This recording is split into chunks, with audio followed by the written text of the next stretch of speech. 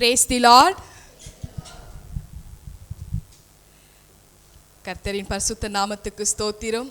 பார்க்க ரொம்ப சந்தோஷமாக இருக்குது, மகிழ்ச்சியாக இருக்குது. எல்லாரும் டைம்லி வர்றீங்க பாருங்கள். மழை கூட வந்துருக்கு. நான் யோசிச்சுட்டு இருந்தேன், ஆண்டவரே இயற்கையின் தடைகளெல்லாம் நீக்குங்க ஆண்டவரேன்னு சொல்லி. நம்ம தேவன் ரொம்ப பெரியவர் இல்லையா? ஹல்லேலூயா, ஸ்தோத்திரம். ஒரு நிமிடம் ரொம்ப நேரம் நின்றுட்டு இருந்தீங்க. ஆனால் ஒரு நிமிடம் எல்லோரும் நின்னாக்கா நம்ம ஜபம் பண்ணிவிட்டு நம்ம என்னோடய சாட்சியை நான் வந்து ஷேர் பண்ண போகிறேன். ஸ்தோத்திரம். ஹல்லேலூயா, தேங்க்யூ ஜீசஸ். நன்றி அப்பா, நன்றி ராஜா. ஸ்தோத்திரம் ஸ்தோத்திரம். அன்பின் பரலோக தந்தையே அப்பா, ஆண்டவரே எங்களுக்கு இந்த ஒரு வாய்ப்பு நீங்கள் கொடுத்ததுக்காக நன்றி அப்பா. ஆண்டவரே நித்திய ஜீவன் ஆண்டவரே, மலேசியா தேசத்துலேருந்து ஆண்டவரே இந்த ஸ்ரீலங்கா தேசத்துக்கு நீங்கள் அழைத்து வந்ததுக்காக நன்றி அப்பா. நீங்கள் அழைத்து வந்த நோக்கம் ஆண்டவரே அது நிறைவேறட்டும் சுவாமி, நிறைவேறட்டும் ராஜா. ஆண்டவரே ஸ்ரீலங்கா தேசத்தை நீங்கள் ஆசீர்வதிக்கணும் ஆண்டவரே. எங்களுக்கு இந்த வாய்ப்புகளை ஏற்பாடு பண்ணி கொடுத்த ஆண்டவரே பாஸ்டர் மார்ட்டின் அவர்களையும் ஆண்டவரே அவங்களோட மனைவி பிள்ளைகளும் அவங்களோட ஊழியத்தை நீங்கள் ஆசீர்வதிக்கணும் ராஜா. அதுக்காக நான் ஜெபிக்கிறேன் அப்பா. ஆண்டவரே தொடர்ந்து பாஸ்டர் சார்லஸ்க்காக வருகிறேன் ராஜா. ஆண்டவரே டெபோரா ஃபெலோஷிப்பில் இந்த நாளில் ஆண்டவரே அவர் மூலமாக நீங்கள் எனக்கு இந்த வாய்ப்பை நீங்கள் கொடுத்ததுக்காக நன்றி அப்பா, நன்றி ராஜா. உங்களோட தெய்வீக பிரசன்னம் இங்கே வந்து இறங்குனதுக்காக நன்றி அப்பா. தேவ தூதர்கள் கொண்டு ஆண்டவரே இந்த இடத்தை நீங்கள் நிரப்புறதுக்காக உமக்கு கொடான கோடி நன்றி அப்பா, நன்றி ராஜா. ஏசப்பா, நாடை விட்டு இந்த நாட்டில் எங்களை கொண்டு வந்து என்னையும் இந்த இடத்துல ஒரு சாட்சியாக நீங்கள் நிறுத்தி இருக்கிறீங்க ராஜா. உங்களோட நாமம் மாத்திரமே மகிமைப்பட்டும் ராஜா.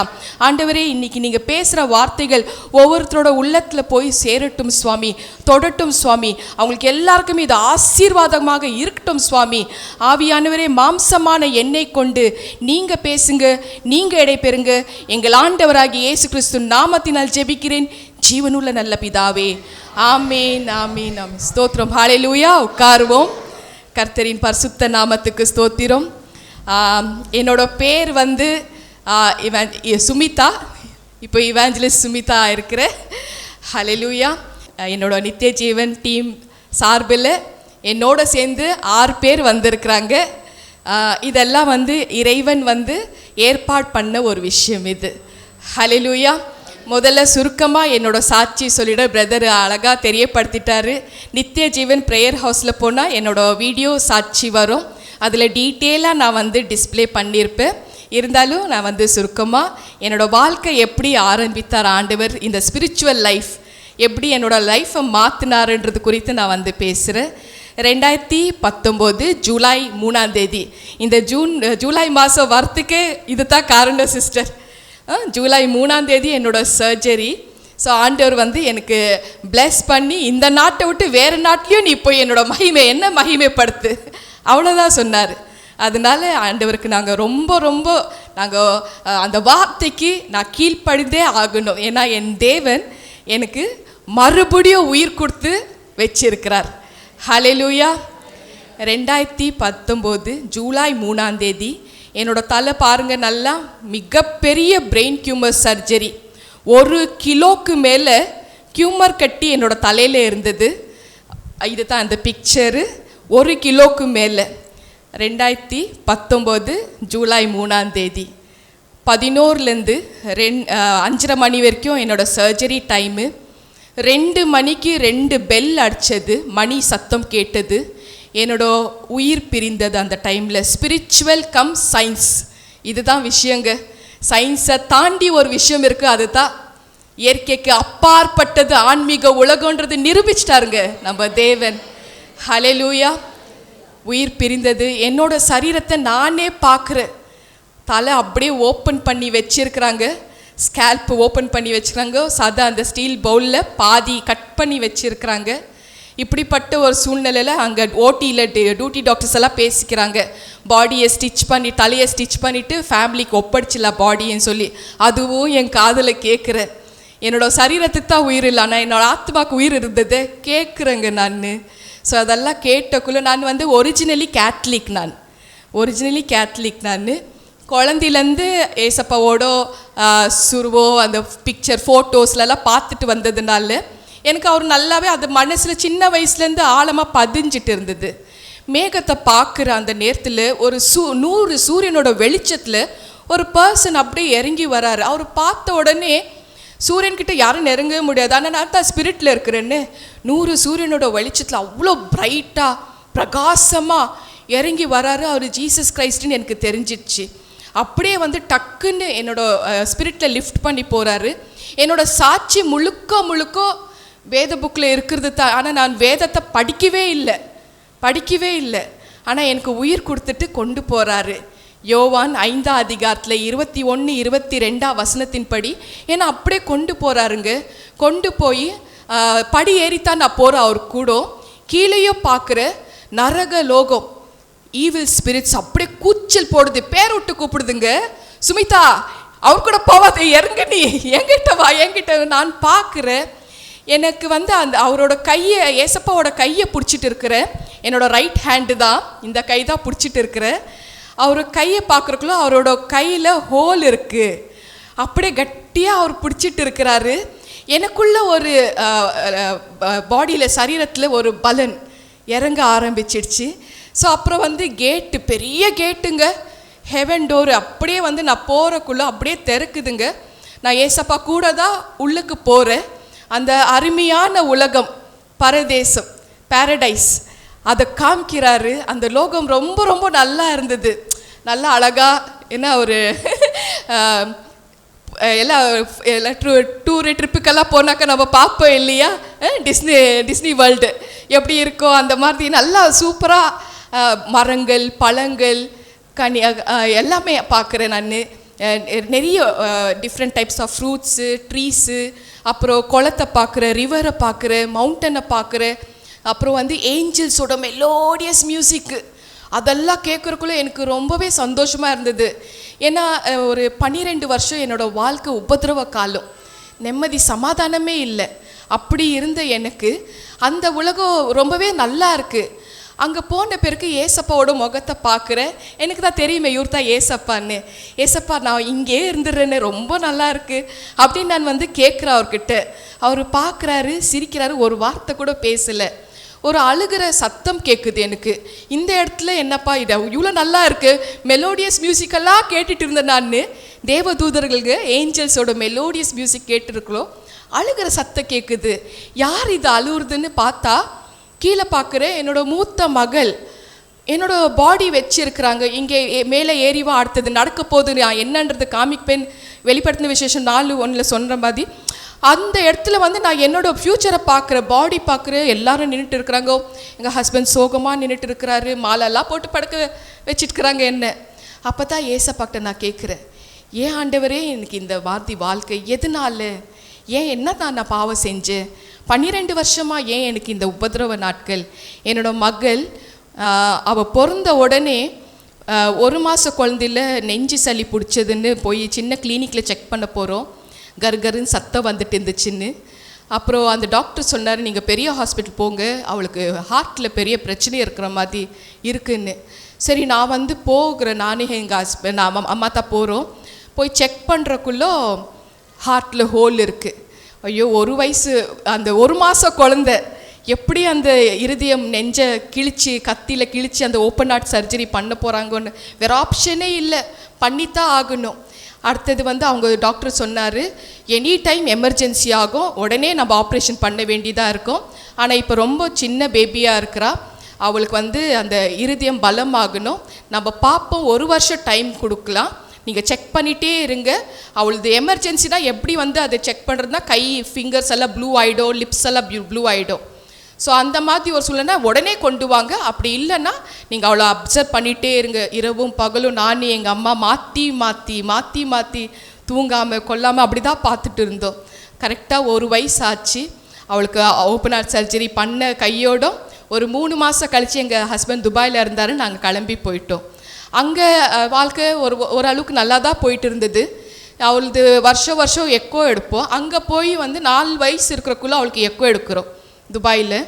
அந்த டாக்டர் சொல்லிட்டாரு, மகளுக்கு மறுபடியும் ஓப்பன் ஹார்ட் சர்ஜரி பண்ணணுன்னு. அப்படியே நெஞ்சு பிடிச்சின்னு அப்படியே உட்காந்துட்டு, பொம்பளை புள்ள 2 முறை ஓப்பன் ஹார்ட் சர்ஜரி, ஐயோ அந்த வலி எனக்கு வரக்கூடாதா, என்ன வந்து நெஞ்சை அறுத்துக்கங்க, எதுனா பண்ணுங்க, இந்த குழந்தைக்கு ஏன் அப்படின்னு அழுத.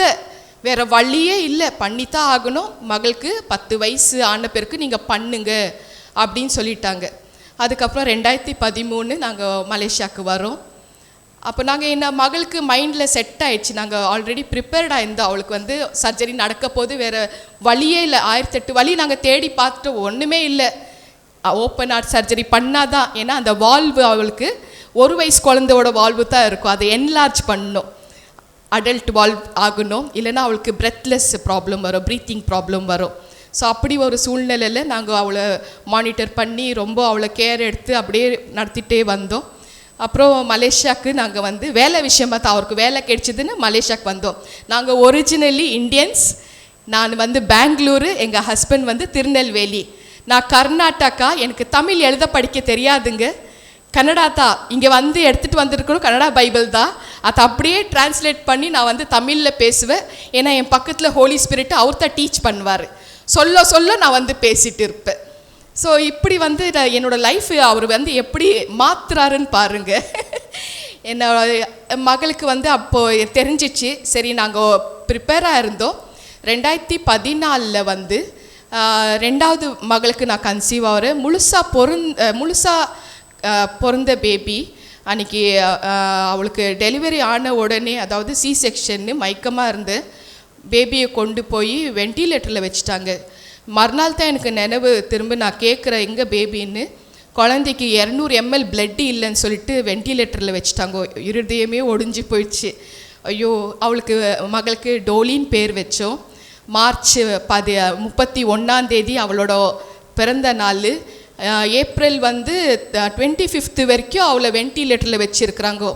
ஒவ்வொரு நாளும் நான் பட்ட வேதனை, கஷ்டம், துன்பம். ஐயோ, அந்த குழந்தை முழிக்க மாட்டல, டோலி டோலி டோலி நினச்சிட்டே இருந்து மனநிலை பாதிக்கப்பட்டுருச்சுங்க, பைத்தியமாயிட்டு. டாக்டர் சொல்லிட்டாங்க ஒரு நாள் கூப்பிட்டுட்டு பேரண்ட்ஸை, இந்த மகள் இனி உயிரோட வாழ முடியவே முடியாது, என்ன பணத்துக்கு செலவாயிட்டே இருக்குது, ஆனால் குழந்தை வாய்ப்பு இல்லை. ஏன்னா இயற்கையான காற்று சுவாசம் அவ எடுக்கலை. செயற்கையை எத்தனை நாள் கொடுக்க முடியும் இல்லையா? அப்புறம் தான் எவ்வளோ முயற்சி பண்ணோம். ஆனால் அவங்க சொல்லிட்டாங்க, உங்களோட அனுமதி கொடுங்க, நீங்கள் சைன் போட்டு கொடுங்க, நாங்கள் வெண்டிலேட்டர் எடுக்கிறோம். அப்புறம் என்ன ரொம்ப ஆறுதல் படுத்திகிட்டே இருந்தார் எங்கள் ஹஸ்பண்ட். என் முன்னாடி அழக்கூடாது, அவருக்கு வலி இருக்கு இல்லையா, அவருக்கு உடல் ரீதி சுகம் இல்லாமல் போயிடுச்சு, சுகர் வந்துடுச்சு. ஆனால் என் கண் எதிர்க்க அவரோட சோகத்தை காமிக்க மாட்டார். அதுக்கப்புறம் நான் பார்க்குறக்குள்ளே இருட்டுங்க, துளி கூட வெளிச்சமே இல்லை வாழ்க்கையில். என்ன இருந்து என்ன பிரயோஜனங்க? சந்தோஷம் இல்லையே, நிம்மதி இல்லையே, இருட்டு, வாழ்க்கை ரொம்ப இருட்டு. ஸோ அப்புறம் நான் எங்கள் ஹஸ்பண்ட் சொல்கிறேன், டாக்டர் சொன்ன மாதிரியே நம்ம கேட்போம், அந்த குழந்தை நம்மக்கிட்ட இல்லை, இப்போ வேண்டாம், அவள் போய் சேரட்டும் இறைவன்ட்டேன்னா, நாங்கள் கேத்தலிக் இல்லையா, இறைவன்ட்ட போய் சேரட்டும் அப்படின்னு நான் சொல்கிறேன். மனசை கல்லாக்கிட்டு அந்த குழந்தைய பார்க்க போகிறேன். கையில் கொடுக்குறாங்க, வெண்டிலேட்டர் பிடுங்குறாங்க, உயிர் பிரிஞ்சது அப்படியே வாரி அந்த ஸ்டாஃப் நர்ஸுங்களுக்கு கையில் கொடுத்துட்டு ஒடிஞ்சு போயிடுச்சு உள்ளம். அப்புறம் வந்துடுறேன், நான் பைத்தியமே ஆயிட்டேன். நான் டோலி எனக்கு வேணும் வேணும் வேணும்னு சொல்லி. அப்புறம் எங்கள் ஹஸ்பண்ட் சொன்னார், சரி நம்ம டாக்டர் போய் செக் பண்ணலான்னு. அப்புறம் 2016 எனக்கு 3வது கன்சீவ் ஆகிறேன் நான். ஏன்னா டாக்டர் சொன்னாங்க 1.5 வருஷம் ஆன பிறகு நீங்கள் மறுபடியும் நீங்கள் கன்சீவ் ஆக முடியும், ஏன்னா சி செக்ஷன் இல்லையா. அப்புறம் 1.5 வருஷம் ஆகி கன்சீவ் ஆகிற 3வது குழந்தை, 7 மாத பேபி வயிற்றில். ரெகுலர் செக்கப் இருக்குல்ல, மந்த்லி செக்கப் நான் போகிறேன். எல்லா லேடிஸ் இருக்கிறதுனால உங்களுக்கு ஒரு தாயோட உள்ளம் உங்களுக்கு புரியும்னு நினைக்கிறேன். போகிறேன் நான். போகிறக்குள்ளே தாய் கையிலேருந்து பிளட் எடுத்துகிட்டு ஸ்கேன் பண்ணுறாங்க. வயிற்றில் இருக்கிற குழந்தைக்கு பிளட் இல்லைன்னு சொல்லிட்டாங்க. பாருங்கள், வாழ்க்கையில் பிளட்டு எவ்வளோ சிந்திருப்போம் நாங்கள், என்ன செய்தோ பாவம் செய்தோ. அந்த குழந்தை அந்த ப்ரோசஸ் ஒன்று இருக்குது, கஷ்டமான ப்ரோசஸ். எப்படியாச்சும் இந்த குழந்தையாவது நான் காப்பாற்றணுமே அப்படின்னு நினச்சிட்டு என்னோட தொப்புள் வழியாக ஒரு ப்ரோசஸ் சிஸ்டர், கர்ப்பப்பையில் பேபியோட கையில் அந்த நீடல் வழியாக ரத்தம் ஏற்ற முடியும்னு ஒரு ஆப்ஷன்னு. அதுக்கும் நான் ஒத்துக்கிறேன், எப்படியாச்சும் அவளை காப்பாற்றணுமே சொல்லி. அந்த ப்ரோசஸ்க்கு ஒத்துக்குன பிறகு 80 ml தான் பிளட் ஏறுது, மூமெண்ட்ஸு நல்லா வந்துடுச்சு. 8வது மாதம் செக்கப் போகிற, தாய் கையிலேருந்து பிளட் எடுக்கிறாங்க. எடுத்த உடனே ஸ்கேன் பண்ணுறாங்க, கொடுத்த அந்த 80 ml எடுத்துட்டாங்க என் மூலமாக. குழந்தைக்கு பிளட் இல்லை, மூச்சு பேச்சு இல்லை, இருட்டாயிடுச்சு, வயிறு மயானம் ஆயிடுச்சு, அலூர சொல்கிறாங்க உயிர் போயிடுச்சு. அந்த டைமில் இன்னும் ஒரு கொடுமை என்னன்னாக்கா, பப்ளிக் ஹாலிடே. நம்ம மலேசியாவில் வந்து சைனீஸ் நியூ இயர்க்கு 1 வீக் விடுவாங்க. ஸோ அந்த டைமில் வந்து யார் விசா கிடைக்கலங்க எனக்கு ஊருக்கு போய் கிளியர் பண்ணணுன்னா. இப்போ அங்கே அந்த இடத்துலன்னு அவங்க பண்ணலாம். எல்லாருமே ஊருக்கு போகிறதுல பிளானிங்கில் இருக்கிறாங்க. யாராவது தொட்டாக்கா இந்த கேஸ் எடுத்தால் நான் செத்துட்டு போயிடுவேன்றது அவங்களுக்கு தெரியும். அவங்களுக்கு ரிஸ்க் எடுக்க விரும்பலை. ப்ளஸ் என்னை எடுத்துக்க அவங்களுக்கு வந்து எல்லாருக்குமே ஊருக்கு போனோம் இல்லையா, 1 வீக் லீவ் ஆச்சு. விசா கிடைக்கல, காத்துட்டு இருக்கிற வயிற்றில் ஒரு மாதிரி குழந்தை இறந்து போச்சு இல்லையா. அப்படியே அது முகமற்ற இருக்க உடம்பு சதெல்லாம் பிஞ்சிடுச்சு. கடைசி அந்த முகமற்றத்தான் விட்டுட்டு போனேன். அவளுக்கு பேர் ரூபின்னு வச்சோம். அப்புறம் வந்து அதான் அந்த வயிற்றில் அந்த ஒரு மாதிரி கவுச்சி நாற்றம் அடிக்கும். குழந்தை சதை பிஞ்சு அது உள்ளெல்லாம் கெட்டு போச்சு. 5 நாள் ஆயிடுச்சு. சாப்பிட்றது ஒன்றுமே முடியாது. ஏன்னா குழந்தை பேபி உயிரோடு இருந்தால் தானே பசி எடுக்கும் நமக்கு. குழந்தைத்தான் டெத்தாக இருக்குது. அழுதுட்டு தாவீது அழுறா இருப்பார், இரவெல்லாம் என் படுக்கையை கண்ணீர்னாலே நினைத்தேன்னு. எனக்கு கண்ணீர் தான் எனக்கு உணவாச்சின்னு சொல்லி, அந்த மாதிரி கண்ணீர் தான் எனக்கு சாப்பாடாக இருந்தது. சாப்பாடு இறங்க எப்படி வாய்ப்பு, ஐயோ நான் செத்து போனால் அதுவே போதும், அந்த முடிவுக்கு வந்துட்டேன். அப்புறம் அது கிளியர் பண்ணி எங்கள் அம்மா தான் அவங்கள அடக்கம் பண்ணுறாங்க. அதுக்கப்புறம் மறுபடியும் மலேசியாவுக்கு வந்துடுறேன். மலேசியாவுக்கு வந்த கையோடும் ஸோ ஒவ்வொரு நாளும் வந்து நான் ஆண்டவரை வந்து மனசில் திட்டிகிட்டே இருப்பேங்க. நார்மல், நம்மளும் ஹியூமன் தானே. இறைவன் இருக்கிறாரா, உண்மையிலே இருக்கிறாரா? அவரு கல் தான். அவருக்கு வந்து இறக்கமெல்லாம் கிடையவே கிடையாது. ஜீசஸோட முகத்தை பார்த்துக்கு நேருக்கு நேராக சொல்கிறேங்க நான், ஆண்டவரே உங்களுக்கு இறக்கமே இல்லையா? எதுக்காக எனக்கு இந்த மாதிரி ஒரு கஷ்டங்கள், என்ன பாவம் செஞ்சேன்னு எனக்கு தெரிஞ்சுக்கணும் இல்லையா? ஏன்னா அடுத்தது இன்னும் 2 வருஷம் கழித்து பொண்ணுக்கு 2வது ஓப்பன் ஹார்ட் சர்ஜரி பண்ணணும். அதுக்கு முன்னாடி என்னை இங்கே கொண்டு வந்து நிறுத்திட்டாரு.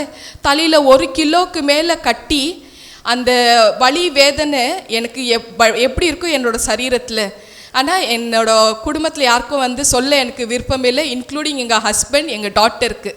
ஏன்னா அவங்க 2 பேரும் என்னோட பாடுகள் வந்து வெளியரங்கமாக பாடில் கடந்து போயிட்டுருக்குறாங்க. என்னோடய சரீரத்தில் உள்ள வலி வேதனை சொன்னால் இன்னும் அவங்க ஒடிஞ்சு போயிடுவாங்கன்னு அத்தனையும் வந்து பல்ல கடிச்சு தாங்கிட்டு. யோசிச்சு பாருங்கள், சின்ன தலைவலின்னா நம்மளால் தாங்க முடியுமா? 1 கிலோக்கு மேலே இந்த தலையில் வச்சுட்டு இருக்கிறேன்னு எப்படி இருந்திருக்கும் எனக்கு. ஒவ்வொரு நொடியும் மரணத்தான். கண்ணை மூடனா அடுத்தது முழிக்கிறது பெரிய விஷயம். எனக்கு மரணம் எனக்கு ரொம்ப சமீபமாக இருந்தது. அந்த சூழ்நிலை தற்கொலை கூட வரைக்கும் நான் போயிட்டேன்.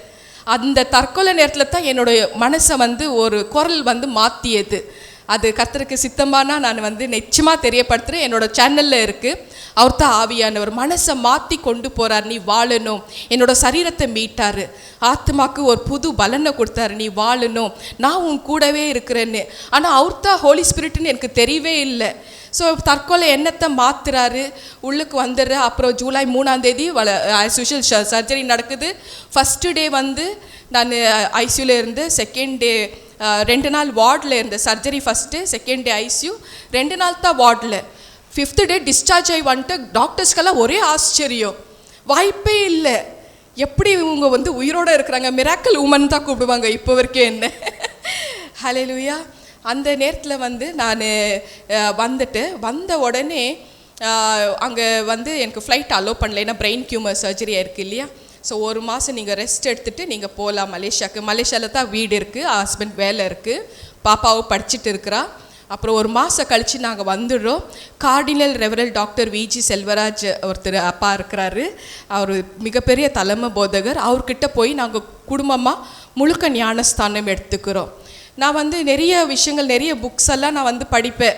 நான் வந்து சான்ஸ்கிருத் படித்ததுனால நிறைய புக்ஸு, இந்த ரிக்வேதா, எஜர்வேதா, அப்புறமா சாமவேதா, அதர்வண வேதா, நிறைய வேதாஸ் எல்லாம் படிச்சிருக்கிறேன். பகவத்கீதை, ராமாயணம், சம்டைம்ஸ் குரான் கூட படிச்சிருக்கிறேன். எக்ஸப்ட் ஹோலி பைபிள் தவிர தெருக்கவே இல்லை. ஹோலி பைபிள் எப்படி இருக்குது கூட பார்க்கலாம், அப்படி மூடிட்டு தான் இருக்கும். வீட்டில் கூட மூடிட்டு தான் இருக்கும், தெருக்கவே மாட்டேன். ஹோலி அப்போது அவர் விஜி செல்வராஜ் அப்பா எனக்கு ஞானஸ்தானம் கொடுத்த உடனே எனக்கு வந்து இன்ட்ரெஸ்ட் ஆகிடுச்சு. அவங்க ஞானஸ்தானம் கொடுத்த கையோடு எனக்கு ஹோலி பைபிள் கனடா பைபிளும் கையில் கொடுத்துட்டாரு. இது என்னதான் இருக்கும்னு நான் வந்து ஏன்னா அந்த அனுபவம் எனக்கு இருக்குல்ல, ஹெவன்லி அனுபவம். ஏசப்பாக்கிட்ட நான் ஹெவன்ட்டு இதெல்லாம் பேசிகிட்டு இருக்கிறேன் எதுக்குன்னு. அந்த டைமில் வந்து ஏன் எனக்கு இந்த பாடுகள்னு ஏசப்பாக்கிட்ட நான் கேட்குறக்குள்ளோ அவர் சைலண்ட்டாக தான் இருக்கிறாரு. இது ஹெவனில் ஒரு வார்த்தை கூட பேசல.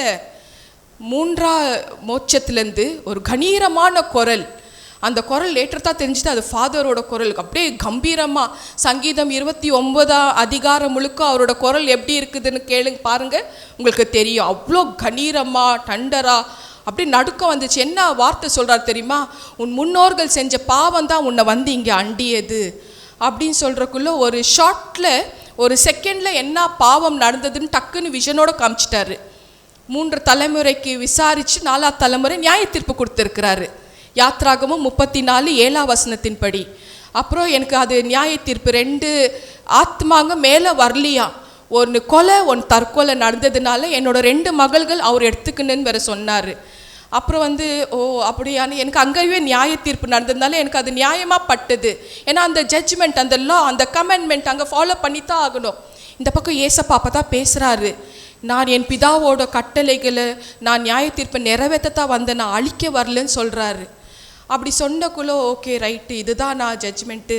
அப்புறம் வந்து மறுபடியும் அந்த சத்தம் பிதாவோட குரல் கேட்குது.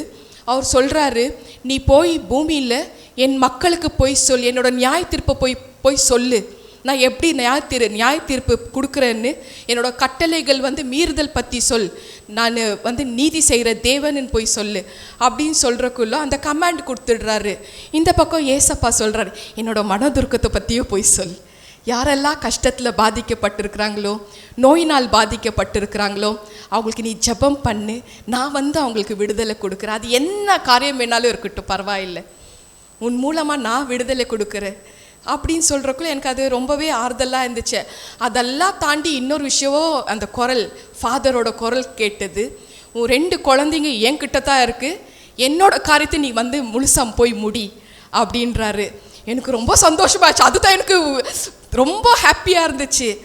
அப்புறம் இப்படி திரும்பி பார்க்குற அண்ட சராசரங்களை படைத்த தேவனுங்க நொடிக்கு நொடி மாறுவார். இப்படி திரும்பி பார்க்குற அந்த பிரம்மாண்டமான தேவனை இயேசுவோட ரூபத்தில் பார்க்குற, அப்படியே ராஜா போல் உட்காந்துட்டு இருக்கிறாரு சிங்காசனத்தில்.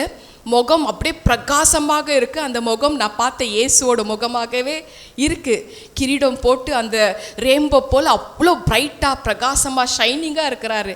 டக்குன்னு ஒரு நொடியில் எளிமையான ஏசப்பா எப்படி இருப்பார், சிம்பிளாக ஒயிட் கவுன் போட்டு ரெட் கலர் ஷால் போட்டு இருப்பார் இல்லையா, அந்த இயேசுவாக மாறிட்டார். ஒரு மலை திண்ணை மேலே உட்கார்றாரு. பக்கத்தில் என்னோட மகள் டோலி நின்றுட்டு இருக்கிறாங்க. 8 மாத குழந்தை ரூபியை மடியில் படுக்க வச்சிருக்கிறாரு. அப்புறம் அப்படியே உட்காந்துட்டேன் நான், ஒரு பாதத்தில் உட்காந்து அழுகுறேன். ஏசப்பா, நீங்கள் இந்த குழந்தைங்க பார்க்குற மாதிரி நிச்சயமாக என்னால் பார்க்க முடியாது. ஆனால் என்னோட மகள், மூத்த மகள் இருக்கிறா, அவளுக்கு 2 வருஷம் கழித்து மறுபடியும் ஓப்பன் ஹார்ட் சர்ஜரி பண்ணமே, என்னதான் அப்பா இருந்தாலும் அம்மா பார்க்குற மாதிரி வரோம்மா அப்படின்னு அப்படியே கேஷுவலாக பேசுகிறேன் நான் அவர்கிட்ட, அப்படியே பேசுகிறேன். அப்புறம் அவர் வந்து சிரிக்கிறாரு. அப்புறம் வந்து ஏசப்பா சொல்கிறார், சரி நீ போயிட்டு, ஆனால் கர்த்தர் சொன்ன மாதிரி கர்த்தரோட காரியத்தில் சீராயிரு, கர்த்தருக்கு உண்மையாயிரு, தேவ பயத்தோடு இரு. அதுக்கெல்லாம் அர்த்தமே எனக்கு தெரியல அந்த டைமில். விட்டா போதடா சாமின்னு இருந்தது. கரெக்டாக 3 பெல் அடித்தது. என்னோட ஸ்பிரிட்டை பாடியில் படுக்க வச்சுட்டு கிளம்பிட்டாங்க. அதுக்கப்புறம் வந்து ஹார்ட் பீட்டெல்லாம் துடிக்க ஆரம்பிச்சிடுச்சு, நர்வ்ஸ் எல்லாம் ஃபங்க்ஷன் ஆக ஆரம்பிச்சிடுச்சு. அப்புறம் வந்து ஆஸ் யூஷுவல் சர்ஜரியெல்லாம் முடிச்சுட்டு என்னை வார்டில் போடுறாங்க. இது தான் நடந்த விஷயம். ஸோ அப்புறம் நான் வந்து 1 மாதம் கழித்து நான் வந்துடுறேன் மலேசியாவுக்கு. வந்து ஞானஸ்தானம் எடுத்த பேருக்கு செப்டம்பர் 14 தான் எடுக்கிறேன். செப்டம்பர் 17 2 நாள் பைபிள் வீட்டில் இருந்துச்சு இல்லையா, பைபிள் படிக்க ஆரம்பித்தேன். நான் ஆரம்பித்தக்குள்ளே ரொம்பவே இன்ட்ரெஸ்டிங்காக இருந்துச்சுங்க. எல்லாம் என்னன்னா மகிமை மேலே மகிமை, அற்புதத்தின் மேலே அற்புதம். எல்லாருமே பார்க்க முடியும். மோசஸ் பற்றி பார்க்குற, மோசஸ் பற்றி என்னாகமம் 7:89 முகமுகமாக வேற பார்க்குறாரு. ஆபிரகாம் ஃப்ரெண்டு போல் பழகுறாரு. ஏன் அந்த தேவன் நான் நல்லா தானே பேசினா அவர்கிட்ட. இப்போ அவங்க ஃபாதர் வந்து கமாண்ட் கொடுத்துருக்கிறாரு, இவர் வேற என் கூடவே இருக்கிறேன்னு வேற ப்ராமிஸ் பண்ணியிருக்கிறாரு. அப்போ எப்படி இவங்களை கூப்பிடுறது? அந்த மாதிரி யோசிச்சு நான் உட்காந்துட்டு இருக்கிறேன். செப்டம்பர் 17 கரெக்டாக 3 மணி ஏர்லி மார்னிங்கு என்னோடய லிவிங் ரூமில், நான் இப்போ இருக்கிற மலேசியா தேசத்தில் உள்ள லிவிங் ரூமில் குரல் கேட்குது. நான் பெட்ரூமில் படுத்துனுக்கிறேன். என் பேர் சொல்லி அழைக்கிறாரு. சுமிதா. ரொம்ப கைண்டாக அன்பான குரல். பிதாவோட குரல் ரொம்ப கம்பீரமாக ஸ்ட்ரிக்டாக ஸ்ட்ராங்கான குரல். ஏன்னா அவர் ஜட்ஜு இல்லையா. அப்புறம் அந்த குரல் கேட்ட உடனே நான் வந்து அப்படியே எந்திரிச்சு வரேன். அந்த குரல் கேட்ட உடனே என்னோடய ஹார்ட் அப்படியே ஃப்ரீஸாக கூலாக ஆகும். இது தான் என்னோடய அனுபவம். ஸோ வெளியில் என்னோட லிவிங் ரூமுக்கு வர அந்த மறுபடியும் அந்த பிரம்மாண்டமான தேவன் என்னோடய வீட்டுக்குள்ளே வந்து நிற்கிறாருங்க. அப்படியே பியூர் ஒயிட் ட்ரெஸ் போட்டு ஹாப்பியாக சந்தோஷமாக இருந்தார். அந்த டைமில் எனக்கு வார்த்தை டங்கு அப்படியே ஸ்டக் ஆகிடுச்சு. வார்த்தை வரல எனக்கு. அங்கெல்லாம் எவ்வளோ வந்து சண்டெல்லாம் போட்டு நியாயம் சொல்லுங்க, கல் ஆயிட்டிங்களா, இறக்கமே இல்லையா, அதெல்லாம் கண்ணா பின்னான்னு கேள்வி கேட்டு ஏன் வீட்லேயே வந்து நிற்கிறாரு. என்னால் பேச முடியல. அவர் பேச ஆரம்பிக்கிறார். 12 வருஷம் நான் கேள்வி கேட்டேன் இல்லை, அந்த 12 வருஷம் இல்லை, நான் பொறுக்கிறதுக்கு முன்னாடி இருந்து ஒவ்வொரு நொடியிலையும் என் கூடவே இருந்தேன்னு சொன்னார். நான் தான் உன் கூடவே இருந்தேன். நீ என்னை பார்க்கவே இல்லை, என்னை கூப்பிடவே இல்லை. ஒவ்வொரு நொடியில் நான் உன் கூடவே இருந்தேன். நீ எப்பெல்லாம் அழுதியோ, நீ கண்ணீர் விடக்குள்ளோ, நீ சந்தோஷப்படுறக்குள்ளோ, நீ ஒவ்வொரு விஷயத்தில் நான் உன் கூடவே நான் இருந்திருக்கிறேன். என்னை நீ கூப்பிடவே இல்லைன்னாரு. எனக்கே ரொம்பவே அது கில்ட்டியாக இருந்துச்சு. ஏன்னா தானோன்னு ஞானஸ்தானம் எடுத்துக்கினேன். ஆனால் ஞானஸ்தானத்தை பற்றி எனக்கு தெரியல. ஏன்னா வந்து நான் படிக்கவே இல்லை, யாரும் சொல்லியும் கொடுக்கல எனக்கு. அப்புறம் வந்து அவர் சொல்கிறாரு, என்னோடய டங்கு டச் பண்ணிவிட்டு என்னோடய துதியின் ஆவியும் இது நாவில் வைக்கிறேன்னு சொல்லி தலையை டச் பண்ணுறாரு. எனக்குள்ளே ஒரு தெய்வீகம் வர ஆரம்பிச்சிடுச்சு. டோட்டல் பைபிளை தலையில் நிரப்பிட்டார். டோட்டல் பைபிளில் என்னென்ன விஷயங்கள் என்னென்ன இருக்குது அத்தனையும் நான் இவ்வளோ நேரம் சொன்னல எந்தெந்த புக்ஸ் படித்தேன்னு அதெல்லாம் மறந்து போச்சுங்க. எல்லாமே எரேஸ் பண்ணி விட்டார். அவர் எல்லாமே எரேஸ் பண்ணவோ தெரியும், மறுபடியும் ரீக்ரியேட் பண்ணவோ தெரியும். ஏன்னா அவர் தான் creator of heaven and earth. எல்லாம் நான் எவ்வளோ லிஸ்ட்டு போட்ட புக்கு அத்தனையும் எரேஸ் பண்ணிட்டாரு. எரேஸ் பண்ணிட்டு டோட்டல் ஹோலி பைபிளை ஃபுல்ஃபில் பண்ணிட்டாரு. அவரோட கிருபாதார வரங்கள்னால நிரப்பிட்டாரு. வாழ்க்கை மாறியது. டாக்டர் ரிப்போர்ட்டு, உங்களோட தலையை வந்து ஹேர் வேணும்னாக்கா ஹேர் பிளான்டேஷன் பண்ணணும், இல்லைன்னா விக்கு போடணும், அவ்வளோதான், வேறு ஆப்ஷனே இல்லை. நான் ஏசப்பாக்கிட்ட கேட்டேன். விகாரமாக விரும்பத்தக்க ரூபம் இல்லாதபடி இருந்தது. அவரோட அச்சடையாளங்களை என்னோட சரீரத்தில் தரித்திருக்கிறேங்க. அவர் எப்படி முள்முடி சுமந்தாரோ, முள்முடி போட்டிருந்தாரோ, 50 தையலுக்கு மேலே தலை, அவ்வளோ இதாக இருந்துச்சு, விகாரமாக இருந்துச்சு, முகம் பார்க்கவே முடியாது. நான் சொல்லிட்டேன், ஆண்டவரே உங்கள் வேலை செய்யணும். நான் வந்து பேசலை அந்த டைமில், டச் பண்ணிவிட்டு எனக்கு அப்புறம் வாய் வந்துச்சு, நான் பேச ஆரம்பித்தேன். ஊழியத்துக்கு நான் ஸ்டார்ட் பண்ணேன் இல்லையா, செப்டம்பர் 17 என்னோடய ஊழியம் அழைப்பு ஸ்டார்ட் ஆகிப்போச்சு. ஸோ அப்புறம் வந்து நான் இந்த முகத்தை வச்சு அப்போ தான் ரிக்கவரி ஆகிட்டு இருக்கிறேன். இந்த முகத்தை வச்சு எப்படி நான் வந்து ஜனங்கள்கிட்ட வந்து உங்களை பற்றி நான் தெரியப்படுத்த முடியும்? நான் வந்து ஹேர் பிளான்டேஷன் எல்லாம் பண்ண மாட்டேன். எனக்கு உங்கள் முடி கொடுங்க, நீங்கள் தானே கணக்கில் வச்சுருக்கிறேன்னு சொன்னீங்க, உங்கள் முடியை எனக்கு கொடுங்க. அப்புறம் அவர் வந்து தலை ஷேப் ஆக்கி முடியை கொடுக்குறாரு. ஸோ எல்லாருமே ஜனங்க அப்படி வர ஆரம்பித்தது தான் என்னோடய ஸ்பிரிச்சுவல் லைஃபு. அப்படியே வந்து ரொம்ப வல்லமையாக நடத்தினார். பெரிய பெரிய கேஸு, HIV பாசிட்டிவாக இருக்கட்டும், கேன்சர் கட்டிகளாக இருக்கட்டும், மரண படிக்கையில் இருக்கிறவங்க உயிரோட பொழைக்கிறதாக இருக்கட்டும், அத்தனையோ பண்ண வைக்கிறாருங்க.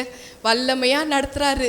நடத்தின பேருக்கு ஒரு கட்டத்தில் வந்து நான் யோசிப்பேன், இப்படியெல்லாம் நடத்துகிறாரு. ஏன்னா அவர் தான் சொன்னார், இயேசு கிறிஸ்துவிலிருந்து பரிசுத்தாவின் மூலமாக தேவனோட அன்பை என் ஜனங்கள், என் மக்கள் பார்ப்பாங்க. ஏன்னா அப்படி அவர் சொன்னார், என் அன்பை வெளிப்படுத்த நான் உன்னை தெரிஞ்சு கொண்டு இருக்கிறேன்.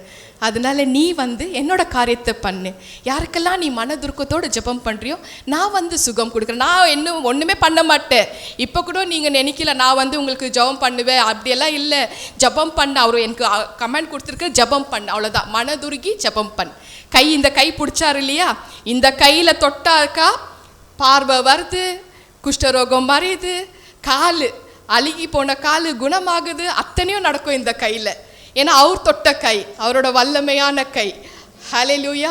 இது ஒரு கேஸ் தான். இது கால் அழுகி போய் 19 வருஷமாக அழுகி போன கேஸு. இவங்க வந்து வராங்க. 4 1 யோவான் 5:8 படி ஹோலி வாட்டர் தான் கொடுக்குற. இரவும் பகலும் அவரால் தூங்க முடியாது. சீவு, ரத்தம் சீவு, 19 வருஷம் முடிவே இல்லை. ஆனால் ஜபம் பண்ணி ஹோலி வாட்டர் கொடுக்குறேன். 4 நாளில் காயம் அடையாளம் தெரியாமல் புது காலாக மாற்றிட்டார். இது ஒரு சாட்சி தான், இது ஒரு சாட்சி தான். இப்படி தான் வல்லமையாக நடத்தினார். இப்போ அடுத்தது நான் இப்போ டோட்டல் பைபிளை தலையில் நிரப்பிட்டார் இல்லையா? அடுத்தது நான் என்ன பண்ணணும் எனக்கு தெரியல. இப்போ ஊழியத்தின் அழைப்புனாக்கா நான் ஊழியக்காரன் ஆகணும், அதுக்கு போய் பைபிள் ஸ்கூல் படிக்கணும். இப்போ ஆண்டவர் தெரியப்படுத்துறாரு 1 யோவான் 2:27 படி நானே உனக்கு டீச் பண்ணுறேன்றார்.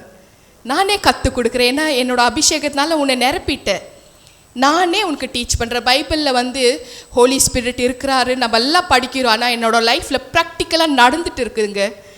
இப்போ சிஸ்டர் வர்ஷிப்ஸில் பாடினாங்க. சிஸ்டர் 2வது சாங்கு எங்கம்மா வர்ஷிப் பண்ணுங்க, கை தொழுக்குங்க. சூப்பர். 2வது சாங்கு என் ஆத்துமாவே கர்த்தரை ஸ்தோத்ரி. ரைட்டா? இப்போ அதான் நான் என்னோடய ஸ்டாஃபை பார்த்தேன். நான் என்ன பிரசங்கம் பண்ணுறேனோ ஆண்டவர் அதை ரிலேட் பண்ணி எனக்கு கொடுத்துடுவார் பேசுன்னு சொல்லி. எனக்கு முதல்ல டீச்சிங், ஏன்னா அவர் தான் கற்றுக் கொடுக்குறேன்னு சொன்னார். எப்படி கற்றுக் கொடுக்க ஆரம்பிக்கிறாருனாக்கா, நீ என்ன பண்ணு, கர்த்தர் உனக்கு உயிரை கொடுத்துருக்கிறாரு, நீ என்ன சொல்லு, என் ஆத்மாவே கர்த்தரை ஸ்தோத்ரி அப்படின்னு எனக்கு டீச் பண்ணுறாரு. அதை நம்ம வாசிப்போம். சங்கீதம் 103 1-3 ஹல்லேலூயா. என் ஆத்துமாவே கர்த்தரை ஸ்தோத்ரி, என் முழு உள்ளமே அவருடைய பரிசுத்த நாமத்தை ஸ்தோத்திரி. ஆமேன், ஆமேன். மறுபடியும் என் ஆத்துமாவே கர்த்தரை ஸ்தோத்ரி, கர்த்தர் செய்த சகல உபகாரங்களை மறவாதே. சரியா? இந்த மாதிரி ஒரு விஷயத்துலேருந்து என்னை ஆரம்பிக்கிறார் அவர். ஆரம்பித்து எனக்கு எப்படி கற்றுக் கொடுக்குறாருன்னு மட்டும் பாருங்கள். எனக்கு கற்றுக் கொடுத்த தேவன்னு அவர் என்ன கற்றுக் கொடுத்துறாரோ அதுதான் உங்களுக்கு தெரியப்படுத்துகிறேன். நீங்களும் கற்றுக்கலாம். புது விஷயங்கள் கற்றுக்கிறது ரொம்ப நல்லது இல்லையா? ஏன்னா ஹோலி பைபிள் தான் படித்து முடிக்கிற வரைக்கும் நம்ம ஆயுள் நாட்களே பத்தாது. பத்தாது இல்லை சிஸ்டர்? முழுசாக படித்து முடிக்கிற வரைக்கும் நம்ம ஆயுள் நாட்களே பத்தாது. ஸோ இந்த மாதிரி எனக்கு என் ஆத்மாவே கர்த்தரை ஸ்தோத்திரி அப்படி தான் சொல்கிறார். உன் ஆத்மாவே நான் அழிவுக்கு விலக்கி மீட்டு உன்னை கிருபைனாலும் இரக்கத்தினாலும் உன்னை முடிசூட்டுவேன். உனக்கு நான் ராஜ முடி சூட்டுறேன். ஏன்னா எனக்கு அந்த சிலுவைநாதன் முள்முடி போட்டிருந்தார் இல்லையா? என்னோட தலையில் 50 தையலுக்கு மேலே ஸ்டிச்சஸ். அந்த வலி வேதனை நான் எடுத்துக்கிறேன். உன்னோட சிரசில் நான் ராஜ முடியை நான் சூடுறேன். அதனால நீ கர்த்தருக்கு என் ஆத்துமாவே கர்த்தரை ஸ்தோத்ரி அந்த மாதிரி ஒரு வார்த்தையை சொல்லி நீ அவரை கனப்படுத்து. அப்படி தேங்க்ஸ் கிவிங்லேருந்து ஆரம்பின்றாரு. ஏன்னா ஒவ்வொரு நாளும் நம்ம தேங்க்ஸ் கிவிங் தான் நம்ம கேட்டு பெட்டிஷன் கேட்டு அங்கே ரொம்ப கெடுக்குது. கொடுத்ததுக்கே நீ இன்னும் நன்றி சொல்லலை இல்லையா? ஒவ்வொரு நாளும் மூச்சு விடுறமே நன்றி சொல்லுங்க. கண்ணு தெருக்கு பார்க்குறமே உலகத்தை, ஒரு நாள் புதுசு உலகம். ஆண்டவரே இந்த புது நாளை நீங்கள் கொடுத்தீங்க, நன்றி அப்பா. மூச்சு விடாமல் குழந்தை இறந்து போச்சுங்க, மூச்சு கொடுத்துருக்கிறார், நன்றி செலுத்துங்க. காது கேட்குதா, நன்றி செலுத்துங்க. வாய் வார்த்தை பேச வரதா, நன்றி செலுத்துங்க. எனக்கு நன்றியிலேருந்து தான் ஆரம்பிக்கிறார். அதனால தான் பிதாவோட இருதயத்தில் இடம் பிடிச்சேன் நான். ஹல்லேலூயா. கர்த்தரின் பரிசுத்த நாமத்துக்கு ஸ்தோத்திரம். நம்ம ஆத்மாவை நினைவு கூறத்தான் ஆண்டவர் இந்த இடத்துல இந்த நாளில் உங்கள் கூட பேச வச்சுட்டு இருக்கிறார். என்ன ஒவ்வொரு நாளும் நன்றி செலுத்தணும். நம்ம வாழ்க்கை மாற்றி பார்ப்போம். நன்றிலேருந்து ஆரம்பிங்க. ஆண்டவரே இது வேணும் அது வேணும் இது வேணும் அது வேணும் பெட்டிஷன் கேட்குறத விட நீங்கள் நன்றி சொல்லுங்கள். நீங்கள் கேட்குறது இல்லை, கேட்காதது கொடுப்பார். ஹல்லேலூயா. ஆத்மாவுக்கு நினைவு கொடுத்து நினைவு தெரிஞ்சுக்கின்னு நம்ம ஆத்மாலேருந்து கர்த்தருக்கு நம்ம நன்றி செலுத்தணும்னு சொல்கிறார். ஏன்னா பாவத்தின் சம்பளம் மரணம். என் குடும்பத்தில் அந்த கட்டளை மீறுதுனால பாவம் சாபமாயிடுச்சு. அங்கே 2 மரணம் அழிஞ்சதுனால ப்ராக்டிக்கலான எக்ஸ்பீரியன்ஸில் பார்த்துட்டு ஜட்ஜ்மெண்ட்டை பார்த்துட்டு அதனால நம்ம எல்லாரும் கட்டளை ஃபாலோ பண்ணோன்னு தெரியப்படுத்தினார். ஏன்னா இப்போ நான் ஞானஸ்தானம் எடுத்ததுக்கு நோக்கம் என்ன, அதுக்கு அர்த்தம் என்ன, அதை எனக்கு புரிய வைக்கிறாரு. பாவத்தின் சம்பளம் மரணம் என்றது தெரியப்படுத்தினார். ரோமன்ஸ் 6:24 தமிழ் இங்கிலீஷில் நான் வசனங்களை தெரியப்படுத்துகிறேன். நோட் பண்ணிக்கோங்க, நீங்கள் அப்புறம் ரெஃபர் பண்ணுங்க, உங்களுக்கு புரிய வரும். ரோமன்ஸ் 6:23 படி பாவத்தின் சம்பளம் மரணம். பிலிப்பியன்ஸ் 3:19 படி பாவத்தின் வழியில் நடக்கிறவர்கள் அழிவை காண்பார்கள். பாவத்தின் வழியை நடக்கிறவங்க அழிவைத்தான் காண்பாங்க, வேற வழியே இல்லை. ஆனால் அப்படிப்பட்ட பாவங்கள் செய்து எவ்வளோ அக்கிரம கொடியம் எல்லாம் எது செஞ்சாலியோ, ஆனால் ஆண்டவர்கிட்ட வந்துட்டா, ஆண்டவர்கிட்ட வந்துட்டு அவர்கிட்ட தேவன்கிட்ட வந்த உடனே அவர் என்ன சொல்கிறாரு, அன்பானவர், ஆண்டவரே என் பாவங்களை மன்னிங்க, உங்களோட ரத்தத்தினால என்னை கழுவுங்க, என் உள்ளத்தில் வந்துடுங்க ஏசப்பான்னு சொன்னால் அவர் பாவத்தை மன்னிச்சிடுவார். அவர் ரத்தத்தில் கழுவப்பட்டு, கரெக்டு நீ வந்துட்டியாம்மா, நான் உன்னை பரிசுத்தமாக்குறேன், 1 யோவான் 1:7 படி அவரோட ரத்தம் சகல பாவங்களை நீக்கி சுத்தமாக்குது. ஹல்லேலூயா. இதனால தான் எனக்கு தெரியப்படுத்துகிறேன், இப்போ உன்னோட குடும்ப சாபம் பாவங்கள் எல்லாம் நான் மன்னித்து உன்னை பரிசுத்தமாக்கிட்டேன். அப்போ தான் எனக்கு புரிய வந்தது ஞானஸ்தானம்னா என்னான்றது, இல்லையா? பாவத்துக்கு மறித்து நம்ம நீதிக்காக வாழ போகிறோம். அதுதான் அந்த தத்துவத்தை ஆண்டவர் கற்றுக் கொடுத்தாரு எனக்கு. எப்போ என்னோட உள்ளத்தை நான் அவர் கொடுத்தக்குள்ளோ, நான் ஒப்பு கொடுத்தக்குள்ளோ எனக்கு புரிய வச்சார். அப்போ அந்த உள்ளத்தை கொடுக்கறது எவ்வளோ பெரிய மேன்மையான விஷயம் தெரியுமா? ஸோ அது ரொம்ப ரொம்ப உண்மைங்க. அவருக்கு உள்ளத்தை கொடுக்கறதுல எவ்வளோ எத்தனைலாம் பெனிஃபிட் எனக்கு கிடைச்சிருக்குது. நான் தான் அதுக்கு ஒரு சாட்சி, நான் தான் அதுக்கு சாட்சி. ஏன்னா அனுபவபூர்வமாக இருந்தால் தான் என்னால் பேச முடியும், இல்லையா சிஸ்டர்? ஹல்லேலூயா. கர்த்தரின் பரிசுத்த நாமத்துக்கு ஸ்தோத்திரம். நமக்கு நேராக வரும் அழிவிலிருந்து நம்மளை தப்புவிக்கிறாரா? எப்போ நம்மளோட உள்ளத்தை ஏசப்பாக்கு முழுமையாக கொடுத்த பிறகு, அவர் நம்ம உள்ளத்தில் வந்த பிறகு, அவரோட ரத்தத்தை மாசற்ற ரத்தத்தில் கழுவுன பிறகு, அவர் நம்மளை பாவத்திலிருந்து அக்கிரமத்திலிருந்து நமக்கு நேராக வரும் அழிவிலிருந்து தப்பு வைக்கிறார். ஹல்லேலூயா. இந்த காரணத்துக்கு தான் நீ என்ன பண்ணு, கர்த்தருக்கு ஸ்தோத்திரம் சொல்லு அப்படின்னு எனக்கு முதல் டீச்சிங் இதுதான். ஹல்லேலூயா. அதுக்கு பிறகு அதுக்கப்புறமா நம்மளோட வாழ்க்கையில் எப்படிப்பட்ட ஒரு மேன்மையான அனுபவம் வருதுன்னாக்கா, அதை நம்ம வாசிப்போம். சங்கீதம் 3ஆம் அதிகாரத்தில் 4ஆம் வசனம். என்னை பார்த்து ஆண்டவர் சொல்கிறாரு, தலையில் நான் ராஜ முடியை வச்சிருக்கிறேன். என்ன மாதிரி முடி? கிருபை என்னும் இரக்கம் என்னும் ஒரு ராஜ முடி. நீ என்னோட ராணின்றாரு, நீ என்னோட அரசி அப்படின்னு சொல்லி கூப்பிட்றக்குள்ளும் என் தலையில் கிருபைனாலும் இரக்கங்கினாலும் அவர் முடி சூட்டினார். அதே மாதிரி உள்ளத்தை யாரெல்லாம் இயேசுக்கு ஒப்பு கொடுத்துருக்குறாங்களோ, உள்ளத்தில் ஏசப்பா நீங்கள் வாங்கன்னு அவரை ஏற்றுக்கிறோமோ, அவரோட ரத்தத்தினால கழுவப்பட்ட அத்தனை பேருக்கும் இந்த மேன்மையான விஷயம் கொடுக்குறாரு. ஹல்லேலூயா. தலையில் நமக்கே அறியாமல் நமக்கே தெரியாமல் அவர் ராஜ முடிய வைக்கிறாருங்க. ஹல்லேலூயா. என்ன அந்த மாதிரி கிரீடம் நம்மளோட சிரசில் வைக்கிறார், தலையில் வைக்கிறார். என்ன மாதிரி கிரீடம்? அந்த கிரீடம் எப்போ வைக்கிறார்னாக்கா, ஆண்டவராகிய இயேசு கிறிஸ்துவ நம்ம விசுவாசித்து அவர்கிட்ட வந்த பொழுது, நம்மளோட உள்ளத்தை அவருக்கு ஒப்பு கொடுக்கும் பொழுது, நம்மளோட இதயம் தெய்வமாகவே அவரை நம்மளோட உள்ளத்தில் ஏற்றுக்கொண்ட பிறகு அவர் நம்மளை பிள்ளைகளின் அழைக்கிறார். பிள்ளைகளே அப்படி புத்திர சுவிகாரத்தின் ஆவியை கொடுத்துடுறார். பிள்ளைகளேன்னு அழைக்கிறாரு. யோவான் 1:12 படி அவருடைய நாமத்தின் மேலே விசுவாசம் உள்ளவர்களாய் அவரை ஏற்றுக்கொண்டவர்கள் அத்தனை பேருக்கும், ஒருத்தருக்கு 2 பேருக்கு இல்லை, அத்தனை பேருக்கும் அவர் அப்பாவாயிடுறார். அவர் பிள்ளைகளுன்னு அழைக்குவார். அப்படிப்பட்ட தேவனுக்கு நம்ம நன்றி செலுத்தணுன்றாரு. ஹல்லேலூயா. கர்த்தரின் பரிசுத்த நாமத்துக்கு ஸ்தோத்திரம். நாம் நம்மளுடைய உள்ளத்தை அவருக்கு கொடுக்கும் பொழுது பாவிகளான நம்மளை அவரோட ரத்தத்தில் கழுவி நம்மளை சுத்தமாக்கி எல்லா காரியங்களும் அவர் நம்மளை பரிசுத்தமாக்கி அவர் நோட் பண்ணிகிட்டே பார்த்துட்டே வருவார், எப்படி கரெக்டாக இருக்கிறீங்களா. ஏன்னா நம்ம பிள்ளைகள் தானே அவருக்கு.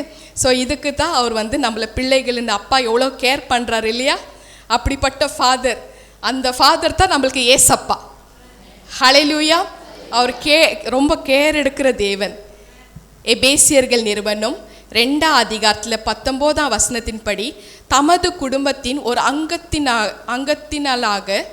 அங்கத்தினனாக சேர்த்து கொள்கிறார். அந்த ஃபேமிலியில் ஒரு பர்சன், மெம்பர்ஸ், நம்ம அந்த குடும்பத்தில் ஒரு அங்கம். ஏசப்பாவோட குடும்பத்தில் இது நம்ம குடும்பம், இது என் குடும்பம்னால்தான் நான் வந்திருக்கிறேன் இங்கே. ஸ்ரீலங்கா தேசத்தில் இது எனக்கு சம்பந்தம் இல்லைனாக்கா என்னால் பேச முடியுமா? இது என் குடும்பம். நம்மளாம் கிறிஸ்துக்குள்ளே இருக்கிறதுனால ஒரே குடும்பம், ஏசப்பாவோட குடும்பம். ஹல்லேலூயா. நம்ம குடும்பத்தில் ஒரு அங்கத்தினலாக சேர்த்து கொள்கிறார். ஸோ நேரடியாக நம்மளோட தலையில் இந்த ராஜமுடி, இந்த கிருபை என்னும் இரக்கம் என்னும் அந்த ராஜமுடியை சூட்டி விடுகிறார். ஸோ இந்த மாதிரி ஒரு விஷயம் எனக்கு ஆண்டவராகிய இயேசு கிறிஸ்து கற்றுக் கொடுத்துருக்கிறார். இப்போ உலகத்தில் எனக்கு தெரிஞ்ச வரைக்கும் உலக ரீதியாக இப்போ கிரீடம், க்ரௌன் எல்லாம் எப்படி வந்து வைக்கிறாங்க. ஃபார் எக்ஸாம்பிள் குவீன் விக்டோரியா எல்லாருக்குமே தெரியும் இல்லையா, London queen, granddaughter of queen Elizabeth. அவங்க வந்து 2022 செப்டம்பர் 8ஆம் தேதி தான் அவங்களோட டெத் ஆகுது. நான் மேரேஜ்க்கு முன்னாடி வேலை செஞ்சுட்டேன். நான் டைமண்ட் கிரேடரில் நான் வந்து டைமண்ட் கிரேடிங்கெல்லாம் படித்து இருக்கிறதுனால எனக்கு அவங்களோட க்ரௌனில் எப்படிப்பட்ட எவ்வளோ கேரட்டில் உள்ள வெயிட்டில் அந்த டைமண்ட் இருக்குதுன்னு பார்ப்பேன். அது வந்து பிரில்லியன்ட் கட்டுங்க, Kohinoor diamond, very rare, world largest டைமண்ட்ஸில் ஒன்று, 105 கேரட்ஸில் அது இருக்கும். அப்படிப்பட்ட அந்த டைமண்ட் பளபளான்னு இருக்குது. அந்த மாதிரி க்ரௌன் வந்து பாருங்க, குவீன் விக்டோரியா ஆகட்டும், சந்ததிகள் அவங்களோட ஜெனரேஷன் முடிஞ்ச பேருக்கு இளவரசு, அவங்க ஜெனரேஷன் அடுத்த சந்ததிகளுக்கு பசங்களுக்கு தான் போகும். ஸோ இந்த மாதிரி தான் அவங்களோட லா. எல்லாருமே அந்த க்ரௌன்னாலே அப்படி தான். இப்போ மொகல் ராஜா அவருக்கு வந்து சிக்காயிடுது. சிக்கான உடனே தன்னோட மகனை கூப்பிட்டுட்டு அவருக்கு வந்து தி க்ரௌன் பிரின்சஸ், அப்புறம் வந்து அவருக்கு இளவரசன் தான் அவருக்கு பேர், அன்டில் அந்த ராஜா உயிரோடு இருக்கிற வரைக்கும். ஸோ இப்படி இருக்கிறக்குள்ளே அவரோட மரணம் சமீபமாக இருக்கிறக்குள்ளோ அவங்க மகனை கூப்பிட்டுட்டு, நீ தான் இப்போ இளவரசனாயிரு, என் காலத்துக்கு அப்புறம் நீ ராஜாவாயிடு. அவர் காலம் முடிஞ்ச உடனே அதுக்கப்புறம் தான் அவர் வந்து ராஜாவாக முடியும். இது தான் உலக ரீதியில் வைக்கிற கிரீடம்க்கு அர்த்தம். ஆனால் நம்ம தேவன் வந்து எப்படிப்பட்ட ஒரு உள்ளத்தை வைத்திருக்கிறாரு, எப்படிப்பட்ட ஒரு கிரீடத்தை நம்ம கொடுக்குறாருனாக்கா, அவர் நமக்கு வந்து நம்மளை பார்த்து இளவரசர்கள் இளவரசிகள் அப்படி வந்து சொல்கிறது இல்லை. நேரடியாக என்னோட ராஜாக்கள், என்னோட ராஜாத்திகள், ஹல்லேலூயா, நேரடியாக அழைக்கிறாருங்க. வெளிப்படுத்தின விசேஷம் 1:6, வெளிப்படுத்தின விசேஷம் 5:10. இந்த 2 காரியத்திலும் தேவன் தெளிவாக தெரியப்படுத்தியிருக்கிறாரு. அவர் நம்மளை ராஜாக்களாக, ராஜாத்திகளாக, அரசர்களாக அல்லது அரசிகளாக நேரடியாக முடிசூட்டுறாரு. நேரடியாக, இளவரசியெல்லாம் கிடையாது, நேரடியாக. ஏன்னா அவர் எப்படிப்பட்ட தேவன். 1 தீமோத்தி 6:15, வெளிப்படுத்தின விசேஷம் 17:14. நான் இந்த வசனத்தை பார்த்த உடனே, இங்கே எழுதியிருக்கிற வேர்டிங்ஸ் பார்த்த உடனே தெரிஞ்சிச்சு எனக்கு. King of king, lord of lord. வெளிப்படுத்தின விசேஷம் 19:16. அவர் வந்து எப்படின்னாக்கா, அவர் என்றென்றைக்கும் பரமபிதா, என்றென்றைக்கும் உள்ள விண்ணுலகத்தில் இருக்கிற தேவன். அவர் ராஜாதி ராஜாவாக இருந்து, கர்த்தாதி கர்த்தராக இருந்து, தேவாதி தேவனாக இருந்ததுனால அந்த அதிகாரம் நமக்கு டைரெக்டாக ராஜாக்களாக, ராஜாத்திகளாக கொடுத்துடுறார். நீ இளவரசியெல்லாம் கிடையாது, நேரடியாக நம்ம அப்படிப்பட்ட நமக்கு தெரியாமலேயே நம்ம தலையில் ஒரு ராஜமுடியை வச்சிடுறாரு. இதெல்லாம் காரியம் எப்போ நடக்குதுனாக்கா, நம்ம உள்ளத்தை ஏசப்பாக்கு கொடுக்குறக்குள்ளதான், அவரோட ரத்தத்தில் கழுவப்பட்ட பிறகு தான் இதெல்லாம் நம்மளுக்கு பெனிஃபிட் வருது. இதெல்லாம் எப்படி இருக்குல்ல சிஸ்டர் டீச்சிங்கு. ஸோ இந்த மாதிரி ஒவ்வொரு விஷயமும் நம்ம ராஜாக்களாக, ராஜாத்திகளாக இருக்கணும் தான் அவர் நமக்கு முடிசூட்டி அவர் பரவசம் அடைகிறாரா. ஹல்லேலூயா, சந்தோஷமாக அப்படி பரவசம் அடைவார். ஸோ இப்படி வந்து அவருடைய அன்பு எத்தனை பெரியது. ஆண்டவராகிய இயேசு கிறிஸ்துக்கு இந்த உலகத்தில் ஒரு மேன்மையான ஒரு விஷயம் இருக்குது. அந்த அனுபவத்தை நம்ம வந்து புரிஞ்சுக்கிடும். கொடிய அக்கிரமங்களிலிருந்து, பாவங்களிலிருந்து, மீறுதல்களிலிருந்து இயேசு கிறிஸ்துவின் ரத்தத்தினால் கழுவப்படுவது நம்மளுக்கு ரொம்ப ரொம்ப பாக்கியமான ஒரு விஷயம். அப்படி கழுவப்பட்ட உடனே இந்த மாதிரி நம்மளை ராஜாக்களாக, ராஜாத்திகளாக தான் வச்சிருப்பார். ஹல்லேலூயா. அதன் பிறகு நம்ம பெற போகிற பாக்கியம் வந்து ரொம்பவே அது விவரிக்கவே முடியாது. ஏன்னா நான் அதை அனுபவித்து பார்த்துட்டேன். தலையில் எனக்கு வந்து ஸ்டிச்சஸ் இருக்கிற மாதிரியா தெரியுது. ராஜ முடிய வச்சிருக்கிறார், கம்பீரமாக நடக்க வச்சிருக்கிறார். ஹல்லேலூயா. கர்த்தரின் பரிசுத்த நாமத்துக்கு ஸ்தோத்திரம். நீங்கள் ஒருவேளை பல நாட்களுக்கு முன்னாடி உங்களோட உள்ளத்தை கொடுத்துருக்கலாம் ஏசப்பாக்கு, அல்லது ரீசெண்டாக கொடுத்துருக்கலாம், அல்லது இதுக்கு மேலே இந்த மெசேஜ் கேட்டு முழுசாக உள்ளத்தை ஆண்டவருக்கு கொடுக்கணும்னு நினச்சிருந்தாலும், நீங்கள் எப்படி இருந்தாலும் எப்போ நீங்கள் கொடுத்துட்டீங்களோ உங்களுக்கு அறியாமலேயே உங்கள் தலையில் அவர் வந்து இந்த கிரீடம் வச்சிடுவார். ஹல்லேலூயா. முடிசூட்டி தான் வச்சிருக்கிறார். ஒவ்வொருத்தரும் நீங்கள் ராஜாக்கள், சகோதரே நீங்கள் ராஜாக்கள், சகோதரிகளே நீங்கள் ராணிகள். குழந்தைங்க கூட ராஜாக்களாக ராணிகளாகத்தான் வச்சிருக்கிறார். இந்த பாக்கியத்தை வந்து நமக்கு கொடுத்து வச்சிருக்கிறாரு நம்முடைய அரசன். இது என்னுடைய அரசன் அப்படின்னு சொல்கிறாரு. இது என்னுடைய அரசன், என்னோட ராஜாத்தி, என்னுடைய ராஜா அப்படின்னு சொல்லிட்டு நம்ம தேவன் வந்து நம்மளை இந்த ஒரு ஸ்தானத்தில் தான் நம்மளை வச்சிருக்கிறார். ஹல்லேலூயா. இயேசு கிறிஸ்து நம்மளோட தலையில் வைக்கிற ராஜமுடி இப்போ தெரிஞ்சிச்சு இல்லையா? ஆனால் உலக ரீதியான ராஜமுடி எப்படிப்பட்டது தெரியுமா? அதை நம்ம வாசிப்போம். நீதிமொழிகள் 27ஆம் அதிகாரத்தில் 24ஆம் வசனம். ஹல்லேலூயா. செல்வம் என்றைக்கும் நிலையாது, கிரீடம் தலைமுறை தலைமுறை தோறும் நிலை நிற்குமே. ஆமேன். ஆமீன். தலைமுறை தலைமுறைக்கு இந்த கிரீடம் நிலைத்து நிற்கிறதே இல்லை. ஏன்னா நம்ம பார்த்தோம் இல்லை, ராஜாக்கள் அவங்களோட ஜெனரேஷன் முடிஞ்ச கையோட அடுத்த சந்ததிகளுக்கு தான் அவங்களுக்கு வந்து இந்த வாய்ப்பு கிடைக்கும். அடுத்த சந்ததிகளுக்கு இந்த வந்து அவங்களுக்கு இந்த ஆஃபர் கொடுப்பாங்க. எப்படி? இளவரசனாக கொடுப்பாங்க. அந்த ராஜா டெத் ஆன பேருக்கு தான் இவங்களுக்கு அந்த ஸ்தானம் வரும். ஹல்லேலூயா. அரசர்கள் இந்த மாதிரி ஒரு வாழ்க்கை இந்த பூமியில் எப்பவுமே அந்த கிரீடம் நிலைத்து நிற்கிறதே கிடையாது. அது அவங்களுக்கு சொந்தமாகவே கிடையாது.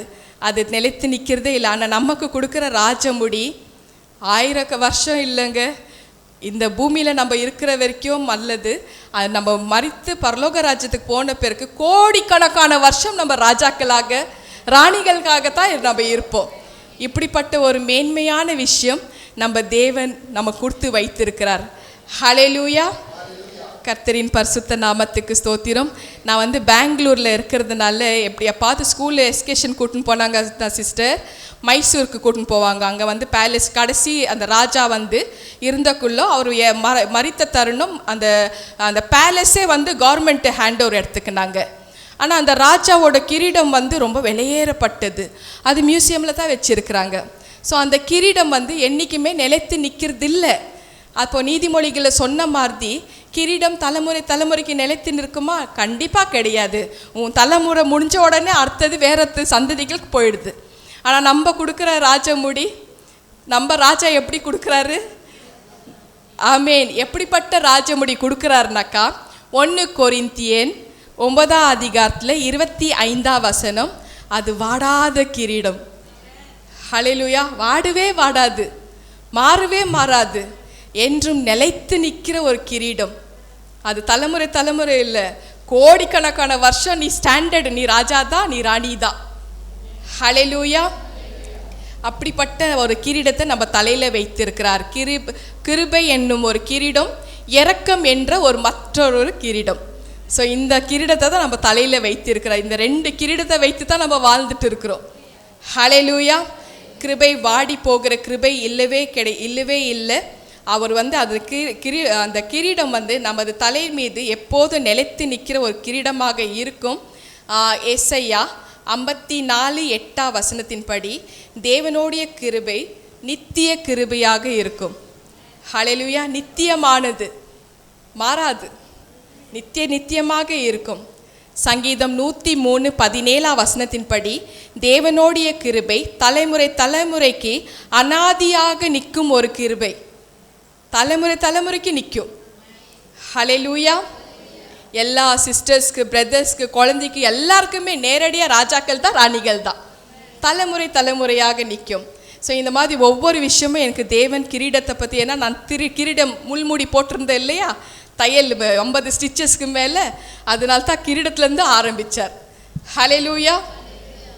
இந்த கிரீடம், கிருபை என்னும் கிரீடம், மற்றொரு கிரீடம் இரக்கம் என்ற மற்றொரு கிரீடம், 2 கிரீடத்தை நம்ம தலைமையில் வைத்திருக்கிறார். இப்படிப்பட்ட தேவன் அந்த நித்திய கிரீடம், நித்திய ராஜமுடியை நம்மளை சூட்டித்தான் இந்த பூமியில் வாழ வைத்துட்டு இருக்கிறார். ஹல்லேலூயா. கர்த்தரின் பரிசுத்த நாமத்துக்கு ஸ்தோத்திரம். இந்த கிருபை என்னும் கிரீடம் மற்றும் இல்லைங்க, இரக்கம் என்ற மற்றொரு கிரீடத்தை நம்ம கொடுத்திருக்கிறார். லூக்கா 1:50 படி அவருடைய இரக்கங்கள் தலைமுறை தலைமுறையாக நம்மளோட தலையின் மீது இருக்க போகிறது அப்படின்னு தேவ ஆவியானவர் தெரியப்படுத்தினார். கிருபை மற்றும் இல்லை, அவருடைய இரக்கம் கூட தலைமுறை தலைமுறையாக இருக்குமா. ஏசப்பாவோட தலையில் எவ்வளோ கிரீடம் இருக்குது தெரியுமா? அநேக கிரீடங்களா. வெளிப்படுத்தின விசேஷம் 19:12 ஏசப்போட சிறுசில் அநேக கிரீடங்கள். அப்போ அந்த கிரீடம் அவர் ராஜானா நம்மளும் ராஜா தான், நமக்கும் அதே மாதிரி கிரீடத்தை தான் வைத்து அழகு பார்க்குறாரு. ஹல்லேலூயா. தேவன் தெரிந்து கொண்டவர்களை அவர் ராஜாக்களாக ராஜாத்திகளாக தான் வைத்திருக்கிறாங்க. அப்போ நம்ம என்ன பண்ணணும்? தேவனை தெரிந்து கொள்ளணும். எப்படி தெரிந்து கொள்ளணும்? உள்ளத்தை ஒப்பு கொடுக்கணும், அவ்வளோதான். Very simple. 2 கொரிந்தியர் 1:3 படி அவர் இரக்கங்களின் பிதா. அப்படிப்பட்ட தேவன் இரக்கங்களின் ஊற்றாக இருக்கிறாரு. இரக்கங்கள், நித்திய இரக்கங்கள் அவர்கிட்டருந்து பொறுப்பட்டு வருகிறது. நித்திய கிருபை, நித்திய இரக்கம். யாருமே கவலையே படாதீங்க. இப்படிப்பட்ட தேவன் நம்ம தேவன். நம்ம எல்லாம் எவ்வளோ பாருங்க, ராஜா தானே, நம்மளாம் ராஜாத்திகள், ராஜாக்கள். ஹல்லேலூயா. ஆண்டவராகிய இயேசு கிறிஸ்துக்கு நம்ம ஒப்பு கொடுக்குற நேரத்தில் நம்ம ஏழ்மையாக இருந்திருக்கலாம். நம்ம எல்லாம் ஏழைகள் தான், ஏழ்மையாக இருந்திருக்கிறோம். மன நிம்மதி இல்லை. எப்போ? ஒப்பு கொடுக்குறக்குள்ளோ ஏழ்மையாக இருக்கிறோம், மன நிம்மதி இல்லை, கவலைகள், நிந்தைகள், அவமானம், நிறைய அவமானம், பரிகாசம் என்று பல விதமான பாடுகள் மத்தியில் நம்மளோட உள்ளத்தை ஏசப்பாவுக்கு ஒப்பு கொடுத்துருக்குறோம் இல்லையா? ஆனாலும் ஏசப்பா சொல்கிறார், உனக்கு தெரியாமல் நான் உனக்கு ராஜமுடியை சூட்டி வச்சிருக்கிறேன். ராஜமுடி, கிருபை என்னும் ராஜமுடி, இரக்கம் என்றும் ராஜமுடியை சூட்டி வச்சிருக்கிற. இது பற்றியெல்லாம் நீ கவலையே படாது. அதே தான் உங்களுக்கும் இன்னைக்கு ஆண்டவராகிய இயேசு கிறிஸ்து தெரியப்படுத்துகிறார். கவலையே படாதீங்க, கவலையே படாதீங்க. பரிகாசம் பண்ணுறாங்களா? நிந்தை இருக்கா, வறுமை இருக்கா, போராட்டங்கள் இருக்கா, பாடுகள் இருக்கா? ஆனால் ஆண்டவருக்கு ஒப்பு கொடுங்க. மேன்மையான ஒரு விஷயத்தை நம்மளுக்காக வைத்திருக்கிறார். அந்த அனுபவத்தில் அவரோட குடும்பத்தில் ஒரு அங்கத்தினராக நம்மளை சேர்த்துக்கிறாருன்னா பாருங்க, எவ்வளோ பெரிய பாக்கியம் இது. நம்ம எல்லாரும் பாக்கியசாலி தானே? உங்களோட இருதயத்தில் கை வச்சு சொல்லுங்க, நான் பாக்கியசாலி. ஆமேன். இவர்கள் ராஜாத்திகள், இவர்கள் ராஜாக்களாக தான் நம்மளை அழைத்து வைத்திருக்கிறாரு. உலகத்துக்கு தெரியாமல், உங்களுக்கே தெரியாமல் இந்த கிருபை என்னும் கிரீடத்தை, இந்த இரக்கம் என்ற மற்றொரு கிரீடத்தை நம்ம தலை மீது வைத்து நமக்கு ஒரு ஸ்தானத்தை கொடுத்து வைத்திருக்கிறார், நமக்கு ஒரு மதிப்பை கொடுத்து வைத்திருக்கிறார், நமக்கு ஒரு கனத்தை கொடுத்து வைத்திருக்கிறார். ஹல்லேலூயா. நம்ம பாவிகளாக இருக்கிறோம், அது கரெக்டு. ஆனால் நம்ம உள்ளத்தை ஒப்பு கொடுத்த பிறகு நம்ம பாவங்கள் மன்னிக்கப்படுது, நம்ம பரிசுத்தமாகுறோம், ஏசப்போட பிள்ளைகளாகவே மாறி போயிடுறோம். ஹல்லேலூயா. இந்த நாட்களில் நீங்கள் உலக மக்களுக்கு ஒரு சாதாரணமாக ஆணாக இருக்கலாம், ஒரு சாதாரணமான பெண்ணாக இருக்கலாம். ஆனால் இறைவனோட பார்வையில் நீங்கள் ராஜாத்திகள் தான், ராஜாக்கள் தான். ஹல்லேலூயா. தலைமுறைக்கு இந்த மாதிரி ஆச்சரியமான ஒரு கிரீடத்தை வைத்து தான் உங்கள் மத்தியில் தேவன் உலாவிட்டு இருக்கிறார். அவரை நோக்கி நம்ம பார்ப்போம், அவரை நோக்கி நம்ம கூப்பிடுவோம். ஒவ்வொருத்தருக்குள்ள ஒரு ஆவியானவர் இருக்கிறாரு. ஹல்லேலூயா. ஆமேன். வானமும் பூமியும் ஒளிந்து போகும், என் வார்த்தைகளை ஒளிந்து போகவே போகாது. வாக்குத்தத்த பண்ணினவர் உண்மை உள்ளவர். அவர் சொன்னதுதான். ஹல்லேலூயா. நம்மளை முடி சூட்டி தான் வைத்திருக்கிறார். கிருபை என்னும் முடியை, இரக்கம் என்ற மற்றொரு முடியை அவர் சூட்டி வைத்திருக்கிறார். இது அனாதியாக என்றென்றும் நிலைத்து இருக்கும் ஒரு ராஜ முடிங்க, ராஜ கிரீடம் நம்மளை வைத்திருக்கிறார். ஹல்லேலூயா. நம்ம நிர்மூலமாகாதபடி இருக்கிறதுக்காக அவரோட கிருபை, நம்ம நிர்மூலமாக கூடாதுன்றதுக்காக தான் அவரோட கிருபை. புலம்பல் 3:22. நம்ம நிர்மூலமாகக்கூடாது, அவரோட கிருபை இருந்தால் நம்ம நிர்மூலமாகவே முடியாது. நம்ம அழிவு நோக்கி போகவே மாட்டோம். பிசாசானவன் நம்மளோட ஆத்மா கொள்ள அடிக்கவே மாட்டான். ஹல்லேலூயா. கர்த்தரின் பரிசுத்த நாமத்துக்கு ஸ்தோத்திரம். சங்கீதம் 86:15 பரிபூர்ணத்தினால அவரோட கிருபை நம்ம கூட எப்போதும் இருக்கும். ஹல்லேலூயா. யோவான் 1:16 நம்ம வாசிப்போம். ஹல்லேலூயா. அவருடைய பரிபூர்ணத்தினால் நாம் எல்லோரும் கிருபையின் மேல் கிருபை பெற்றோம். ஆமென். Grace upon grace. எப்படி இல்லை? ஆசீர்வாதத்து மேலே ஆசீர்வாதம், சாந்தி மேலே சாந்தி, சமாதானத்தின் மேலே சமாதானம். ஒரு நாள் கிருபை வந்துச்சு, மறுநாள் கம்மியாயிடுச்சு, அதெல்லாம் இல்லை, கூடுதலாக ஆகும். 3ஆவது நாள் இன்னும் கூடுதலாகும். Grace upon grace. இந்த வார்த்தையெல்லாம் எவ்வளோ உண்மைன்றதுக்கு நான் தான் சாட்சி. இதெல்லாம் நடந்துட்டு இருக்கு. வார்த்தை படிக்கிறது மட்டும் இல்லை, அது வாழ்க்கையில் நடக்கணும். அதுக்கு நம்ம ஆயத்தப்படுத்திக்கணும், குவாலிஃபை ஆகணும். ஏன் வரல நான் இது கேட்டேன்னா அது கேட்டேன்னு ஏன் வரலன்னா அவரோட லா நம்ம உண்மையில் ஃபாலோ பண்ணோமா? நம்மளோட தலைமுறைகள் ஃபாலோ பண்ணாங்களா? அதை நிதானித்து யோசித்து பார்க்கணும். அதுக்கு வழி இருக்குது, நிச்சயமாக எல்லாத்துக்குமே முடிவு இருக்குது. அதை புரிஞ்சுக்கணும். அவரோட சமூகத்தில் போய் உட்காரணும், உட்காந்து பைபிள் வாசித்து தெரிஞ்சுக்கணும். ஆவியானவரே வந்து சொல்லிடுவார் எல்லாமே. ஹல்லேலூயா. கர்த்தரின் பரிசுத்த நாமத்துக்கு ஸ்தோத்திரம். ஜீவனை பார்க்கிலும் அவரோட கிருபை ரொம்ப நல்லதுங்க. சங்கீதம் 63:3 ஜீவன் நம்மளுக்கு ஒரு தடவை தான் ஜீவன், அதை பார்க்கிலும் அவரோட கிருபை ரொம்ப நல்லதுன்றாருங்க. எவ்வளோ நல்ல தேவன் இல்லையா? இந்த தேவன் என்றென்றும் உள்ள சதா காலம் நமது தேவன், மரண பரியந்தம் நம்மை நடத்திடுவார். அனாதி தேவன், எவ்வளோ பெரிய தேவன், என்றென்றைக்கும் நிலைத்து நிற்கும் அவரோட கிருபை, மாறாத கிருபை, அழியாத கிருபை. அவரோட அச்சடியாளங்களில் ஏசப்பா வந்து பவுலடிகர் சொல்கிறாரு கலாத்தியன் 6:17 படி, நான் அச்சடியாளங்க கிறிஸ்துவோட அச்சடியாளங்களை சரீரத்தில் தரித்திருக்கிறேன். அப்போ நானும் அவர் மாதிரி நான் வந்து முள்முடி சுமந்து இருக்கிறேன். ஆனால் என்ன ஒரு டிஃப்ரெண்ட்னா, அவர் வந்து இப்போ மறுரூபம் ஆகிறது தான் மேன்மையான ஒரு விஷயம். வாழ்க்கை மாறணும்.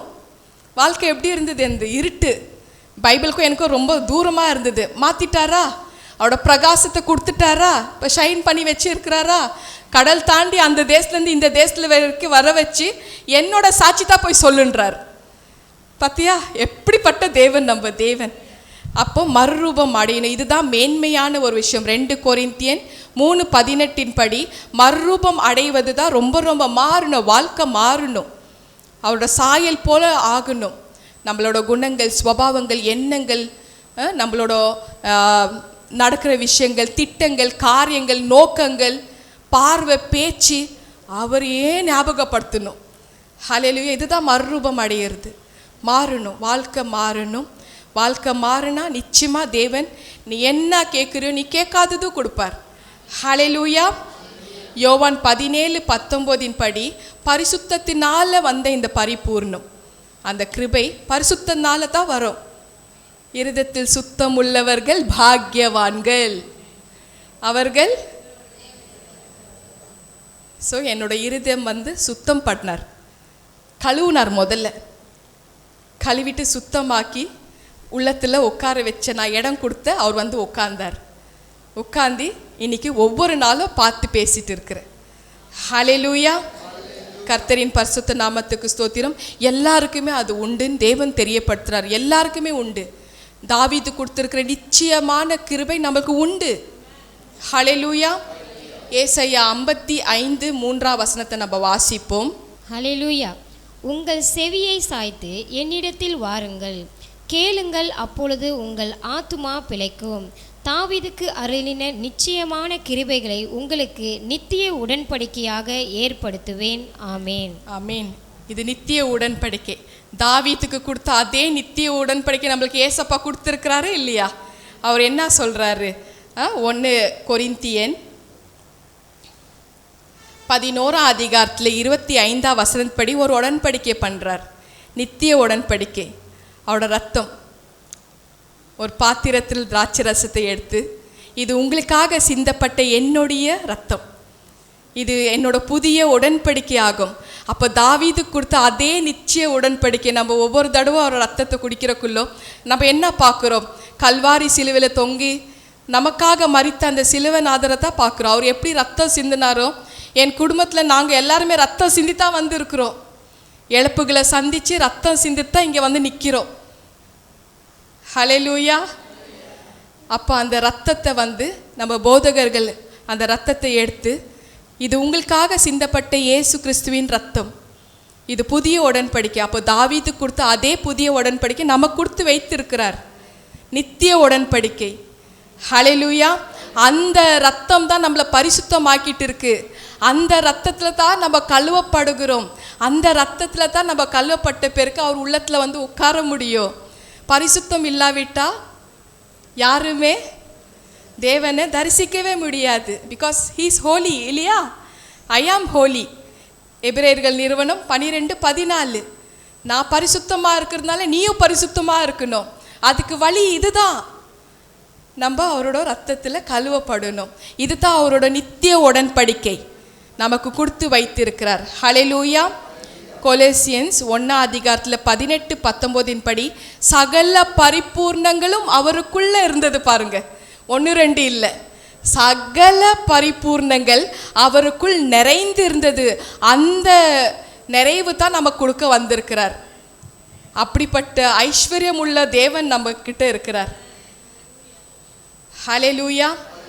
நம்ம இந்த பூமியில் ஏழ்மையாக இருக்கலாம், வறுமையில் நம்ம வாடி இருக்கலாம், ஆனால் மனசில் நீங்கள் எல்லாருமே ராஜாக்கள். அந்த ஒரு உணர்வு வந்தால் ஆட்டோமேட்டிக்லி நீங்கள் ராணி ராஜாக்கள் தான் இருப்பீங்க. பூமியில் நீங்கள் வித்தியாசமாக இருப்பீங்க. மற்றவங்க உலக மக்கள் மாதிரியே நீங்கள் இருக்க மாட்டீங்க.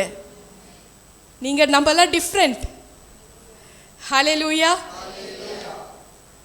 கர்த்தரின் பரிசுத்த நாமத்துக்கு ஸ்தோத்திரம். இந்த பாடுகள் நமக்கு வரக்குள்ளோ நம்ம ஒவ்வொரு தடவும் நம்ம யோசிக்கும், ஐயோ நமக்கு இவ்வளோ கஷ்டமாக இருக்குது. நிறைய பேர் பின்வாங்கியும் போயிடுறாங்க. ரத்தத்தில் கழுவப்பட்ட பேருக்கு பின்வாங்கி போய் பாவத்தின் அடிமை ஆகிடுறாங்க. மறுபடியும் பாவத்தின் பிள்ளைகளாகிடுறாங்க. பாவத்தின் சம்பளம் மரணம். இந்த பிசாசு கொண்டு வர அத்தனை பாவங்களில் போய் மாட்டிக்கிறாங்க. எவ்வளோதான் போராட்டம் நெருக்கடி வந்தாலையும் நம்ம ஒரு தடவை உள்ளத்தில் ஏசப்பாவுக்கு இடம் கொடுத்துட்டா அழைச்சே படுத்தக்கூடாது. அவர் எவ்வளோ வலிக்க இல்லை அவருக்கு. ஹல்லேலூயா. கர்த்தரின் பரிசுத்த நாமத்துக்கு ஸ்தோத்திரம். எனக்காக ஆண்டவரே நீங்கள் பாடுபட்டீர். அந்த மைண்டில் வரணும் நமக்கு. எனக்காக நீங்கள் ரத்தம் சிந்தினீர், எனக்காக நீங்கள் சிலுவை சுமந்தீர். என் நோய்கள், என் பலகீனங்கள், என் அக்கிரமங்கள், என் மீறுதல் அத்தனையும் நீங்கள் ஏற்றுக்குனீங்க. என் காயங்கள் நீங்கள் ஏற்றுக்குனீங்க. அப்போ அந்த மாதிரி ஒரு ராஜா நம்ம கூட இருக்கிறக்குள்ள அவருக்கு நம்ம உண்மையாக இருக்கணும்னு தான் எதிர்பார்க்குறார். அது எவ்வளோதான் போராட்டம் வந்தாலும் அவரை தாண்டி நம்ம மறுதளித்து போகவே கூடாது. ஒன்றுமே இந்த வாழ்க்கை நிரந்தரம் கிடையாது. நமக்கு நிரந்தரமாக நித்தியமாக நம்மளுக்கு ஒரு இடம் இருக்குது. விண்ணுலகத்தில் நம்மளுக்கு ஒரு இடம் இருக்குது. அந்த தேவன் அவர் நித்திய பிதா. ஹல்லேலூயா. இரக்கங்களின் பிதா. அவர் தாராளமாக கிருபையும் இரக்கத்தையும் சகல பரிபூர்ணத்தினால அவர் நிரம்பி இருக்கிறார். நமக்கும் அதை கொடுக்க அவர் ஆவலாக காத்து கொண்டு இருக்கிறார். அவரோட விருப்பம் தான் இது. ஹல்லேலூயா. நம்மளுக்கு சஞ்சலங்கள் வரட்டும், போராட்டங்கள் வரட்டும், நோய்கள் வரட்டும், மற்றவர்கள் நம்மளை பரிகாசம் கேலி கிண்டல் பண்ணி வரட்டும், எது வேணும்னா வரட்டும், பிசாசின் அம்புகள் வரட்டும், நம்மளோட உள்ளத்தில் இயேசுக்கு இடம் கொடுத்தா இதெல்லாம் பெருசாகவே தெரியாதுங்க. இல்லையாம்மா சிஸ்டர் தேவி? சிஸ்டர் தேவி 2023 என்னோட ப்ராப்பர்சி வீடியோ இப்போ தம்பி சொன்னார், அனௌன்ஸ் பண்ணார். இது லைக்ஸ்க்கோ கமெண்ட்ஸுக்கோ சப்ஸ்கிரைப்க்கோ கிடையாதுங்க. ஜபம் பண்ணால் என்னோட ஊழியத்தின் அழைப்பு ஒவ்வொரு வீடியோஸும் ஹோலி ஸ்பிரிட் தான் யாருக்கு தேவைப்படுதோ போய் சென்ட் பண்ணிட்டு இருக்கிறார், பார்க்க வைத்துட்டு இருக்கிறார். அவ்வளோ ஈஸியெல்லாம் கிடையாது என்னோட டெஸ்டிமனி வீடியோ பார்க்குறது. அது 36 நிமிஷம் தான். நீங்கள் கூகுளில் போய் நித்திய ஜீவன் KL சுமிதா டெஸ்டிமனி போட்டாலே என்னோட சேனல் வந்துடும். அதில் டெஸ்டிமனி தான் முதல் இருக்கும். 36 மினிட்ஸு.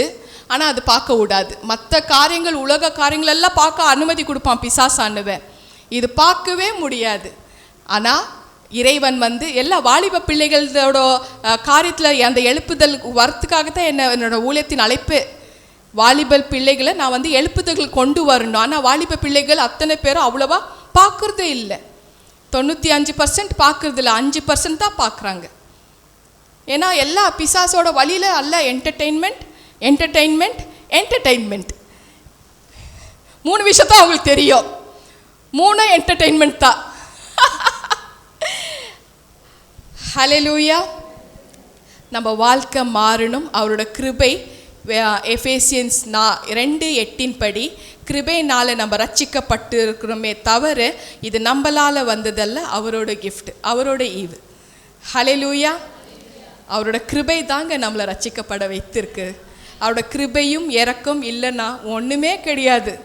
நம்ம நிர்மூலம் ஆயிடுவோம்.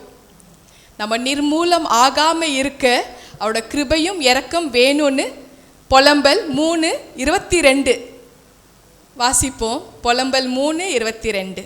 ஹல்லேலூயா. நாம் நிர்மூலமாகாது இருக்கிறது கர்த்தருடைய கிருபையே, அவருடைய இரக்கங்களுக்கு முடிவில்லை. ஆமேன். ஆமேன். எத்தனை பேர் ஏசப்பாக்கு உண்மையாக உள்ளத்தில் இடம் கொடுத்து வைத்திருக்கிறீங்க? கையை தூக்க பார்க்கலாம். நீங்கள் உண்மையாக இருக்கிறதுனால தான் இங்கே வந்திருக்கிறீங்க, இல்லைன்னா வந்திருக்க மாட்டீங்க. நம்ம என்ன பண்ணணும், நம்ம மட்டும் அதை சுயநலமாக நம்ம மட்டும் அவரை உள்ளத்தில் வைத்து யோசிச்சுட்டு இருக்காமல் மற்றவங்களுக்கும் நம்ம போய் தெரியப்படுத்தணும். இப்போ பாருங்கள், நான் சுயநலமாக இருந்திருந்தால் என் பாட்டுக்கு நான் நல்லா இருந்திருக்கலாம். எதுக்கு மணிக்கணக்கில் ஒருத்தருக்காக ஜெபம் பண்ணி உபவாசம் பண்ணி பாரத்தோடு ஜபிக்கணும்? ஏன்னா அந்த ஆத்மா ரட்சிக்கப்படணும், அந்த ஆத்மா கர்த்தருக்குள்ளே வரணும், அந்த உள்ளத்தில் இயேசு தங்கணும் இல்லையா? முடிஞ்ச அளவுக்கு ஒவ்வொருத்தரும் எத்தனை நாள் நம்ம பிலீவர்ஸாக இருக்க முடியும்? நம்மளுக்கு எல்லாருக்குமே சீஷர்கள் என்ற அதிகாரத்தை கொடுத்து வைத்திருக்கிறார் இல்லையா?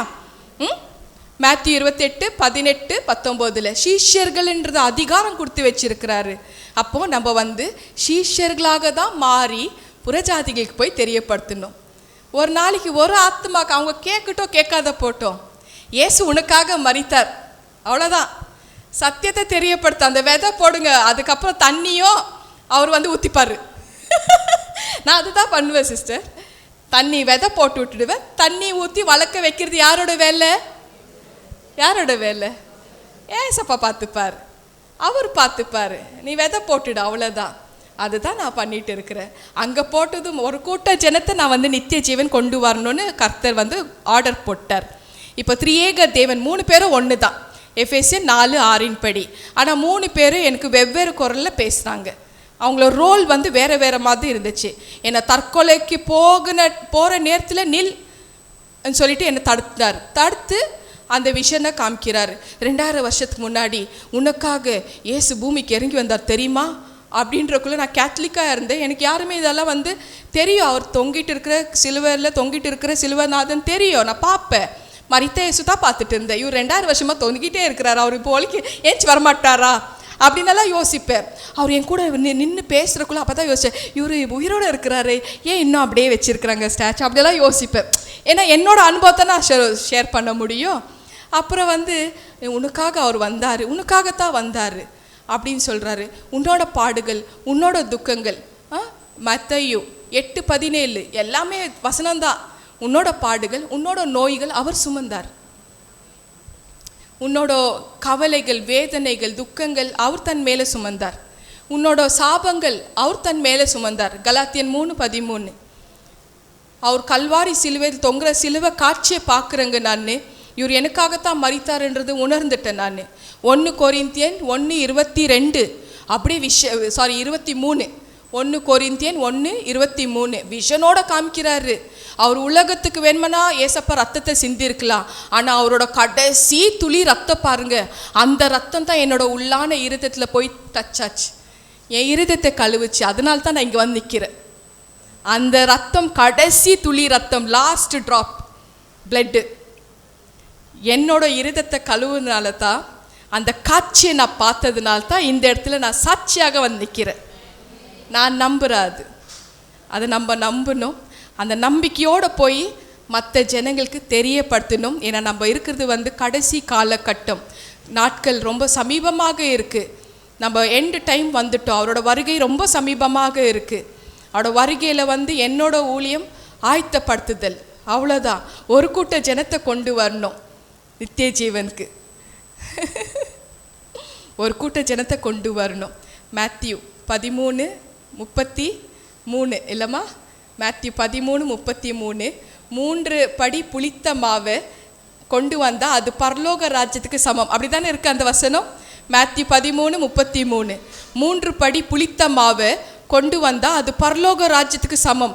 அப்போ எனக்கு சொன்னார், ஒரு கூட்டம் நீ ஜனத்தை கொண்டு வர, உன்னெல்லாம் உலகத்துலலாம் நீ உலகத்துக்கே போய் கொண்டெல்லாம் வர முடியாது, என்னெல்லாம் முடியாது இல்லையா சிஸ்டர்? எங்கே அனுப்புகிறாரோ அங்கே தான் போக முடியும் இல்லைம்மா தேவி சிஸ்டர்? கரெக்டாக உலகத்துக்கே நான் போய் சுவிசேஷம்லாம் சொல்ல முடியாது, ஒரு கூட்ட ஜனத்தை கொண்டு வான்னு சொல்லியிருக்கிறார். அப்போ அந்த ஒரு கூட்ட ஜனம் பரலோக ராஜ்யத்துக்கு சமமாக இருக்கும். அதுதான் நான் பண்ணுறேன். அப்போ நான் பண்ணுறேன்னா அப்போ ஒவ்வொருத்தரும் அந்த மாதிரி ஆகணும். இதுதான் அவரோட விருப்பம். ஒவ்வொருத்தரும் ஏன்னா எல்லாருமே சிஷ்யர்கள் தான், எல்லாருமே சிஷ்யர்கள் தான். ஸோ அந்த அதிகாரத்தை நம்ம கொடுத்துருக்கிறாரு. எல்லாருக்குமே ராஜாக்களாக ராணிகளாக வைத்திருக்கிறார். அவ்வளோ பெரிய பொறுப்பு, அரசாட்சியோட பொறுப்பு நம்ம வச்சுட்டு நமக்கே தெரியாமல் சைலண்ட்டாக இருக்கிறோம்.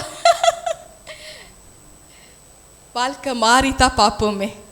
மற்றவங்களுக்கு நம்ம சொல்லலாம், யார் கேட்கட்டும் கேட்காத போட்டோம், பார்க்கட்டும் பார்க்காத போட்டோம், சொல்ல வேண்டிய வேலை நம்மளோட வேலை. நம்ம வேலையை கர்த்தர் நம்மளை இந்த பூமியில் வைத்திருக்கிறாருனாக்கா நம்ம உலக காரியங்கள் எல்லாமே அதெல்லாம் நமக்கு. நீ உன் ஆத்மா நலமாக சுகமாக ஆரோக்கியமாக வாழணும் பூமியில், இல்லையா? 3 யோவான் 1:2. அதே மாதிரி அவர் இறைவனோட சித்தம் ஒன்று இருக்குது. கடைசியாக தேவ சித்தத்துக்காகத்தான் வைத்திருக்கிறார். நம்ம போய் புற ஜாதிகளுக்கு தெரியப்படுத்தணும். இதுதான் நம்மளோட கடமை. இதுதான் பிதா எதிர்பார்க்குறார் நம்மக்கிட்ட. அந்த காரியத்திலும் நம்ம முன்னுக்கு நிற்கணும். நம்ம வித்தியாசமானவர்கள். ஏன்னா நம்ம ராஜா ராணி நம்ம எல்லாருமே. இந்த மாதிரி தான் ஒவ்வொரு நாளும் ஆண்டவர் எனக்கு வழி நடத்திட்டு வந்துட்டு இருக்கிறார். எங்கே போவேன் நான், எங்கே போவேன் நான், உம்மை விட்டு எங்கே போவேன் நான், இயேசுவே எங்கே போவேன் நான், எங்கே போவேன் நான், உம்மை விட்டு எங்கே போவேன் நான், உம்மை விட்டு எங்கே போவேன் நான், இயேசுவே உம்மை விட்டு எங்கே போவேன் நான்.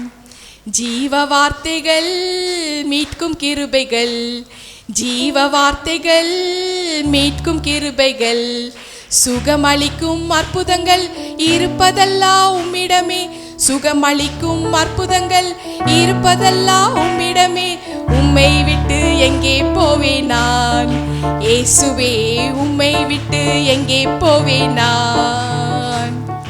தேவ வல்லமைகள் ஆசீர்வாதங்கள், தேவ வல்லமைகள் ஆசீர்வாதங்கள், பரலோக இன்பங்கள் இருப்பதெல்லாம் உம்மிடமே, பரலோக இன்பங்கள் இருப்பதெல்லாம் உம்மிடமே, உம்மை விட்டு எங்கே போவேன் நான், இயேசுவே உம்மை விட்டு எங்கே போவேன் நான்.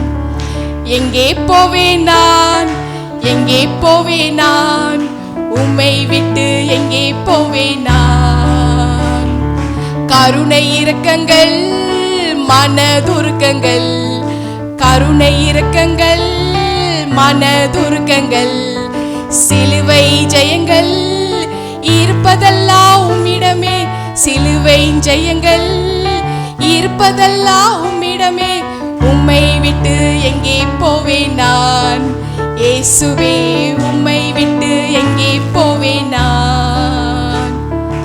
எங்கே போவேன் நான், எங்கே போவேன் நான், உம்மை விட்டு எங்கே போவேன் நான். ஹல்லேலூயா. கர்த்தரின் பரிசுத்த நாமத்துக்கு ஸ்தோத்திரம். நம்ம எல்லோரும் கண்களை மூடி இயேசுவை நம்மளோட உள்ளத்தில் வரவேற்போம். Thank you Jesus. ஸ்தோத்திரம். ஹல்லேலூயா. நன்றி அப்பா, நன்றி ராஜா. நேற்றும் இன்றும் என்றும் மாறாத தேவனே உமக்கு நன்றி அப்பா. நான் இருக்கிறவராகவே இருக்கிறேன்னு சொன்ன தேவனே உமக்கு கொடான கோடி நன்றி அப்பா, நன்றி ராஜா. ஆண்டவரே, இந்த இடத்துல ஆண்டவரே என்னை நீங்கள் அழைத்து என்னை பேச வைத்ததுக்காக நன்றி அப்பா. பாஸ்டர் சார்லஸையும் அவங்க மனைவி பிள்ளைகளும் அவங்களோட ஊழியத்தை நீங்கள் ஆசீர்வதிக்கணும் ராஜா. விசேஷமாக ஆண்டவரே இங்கே வந்திருக்கிற ஒவ்வொரு தேவ பிள்ளைகள் உங்களோட ராஜாக்கள் ராஜா, உங்களோட ராணிகள் ராஜா. ஒவ்வொருத்தரும் நீங்கள் பேராக ஆசீர்வதிக்கணும் ராஜா, ஆசீர்வதிக்கணும் அப்பா. உள்ளத்தில் ஏசப்பாக்கு இடம் கொடுங்க, ஏசப்பாக்கு உள்ளத்தை ஒப்பு கொடுங்க. நீங்கள் ஒரு வேளை ஒப்பு கொடுத்துட்டு நீங்கள் யோசிச்சுட்டு இருக்கலாம், எனக்கு எதுவுமே நடக்கலையேன்னு சொல்லி. ஆனால் நீங்கள் ஒப்பு கொடுங்க, உள்ளத்தை உண்மையாக ஒப்பு கொடுங்க. அது எவ்வளோதான் பாடுகள் வரட்டும், நெருக்கடி வரட்டும், என் இயேசு தவிர எனக்கு யாருமே இல்லைன்ற ஒரு உணர்வு உங்களுக்குள்ள வந்துட்டாலே போதும், நிச்சயமாக அவர் உதவி செய்வார். என்னோட பாவ மன்னிப்பு நிச்சயம் இருக்கா இல்லையானே எனக்கு தெரியலையே, என்னோட பாவங்கள் மன்னிக்கப்பட்டதா இல்லையானே எனக்கு தெரியலையே, இந்த பாவம் என்னை வாட்டி வதைக்கிறதே, இந்த பாவம் எனக்கு கொடூரமாக இருக்கிறதே, இந்த எனக்கு சமாதானம் இல்லையே, இதனால எனக்கு சந்தோஷம் இல்லையே அப்படி நினைக்கிறவங்க அத்தனை பேரும் இந்த நாளில் இருதயத்தை முழுசா உண்மையா ஒப்பு கொடுங்க. ஏசப்பா என் உள்ளத்தில் வாங்க. இருதயத்துல கையை வைத்து கூப்பிடுங்க அவரை. உங்களை அருகில் நின்று கொண்டிருக்கிறார். பரிசுத்த ஆவியானவர் உலாவி கொண்டிருக்கிறார். ஏசப்பா உங்களோட அருகே நின்று கொண்டு பக்கத்திலே இருக்கிறார். உள்ளத்துல வாங்க, இடம் கொடுங்க.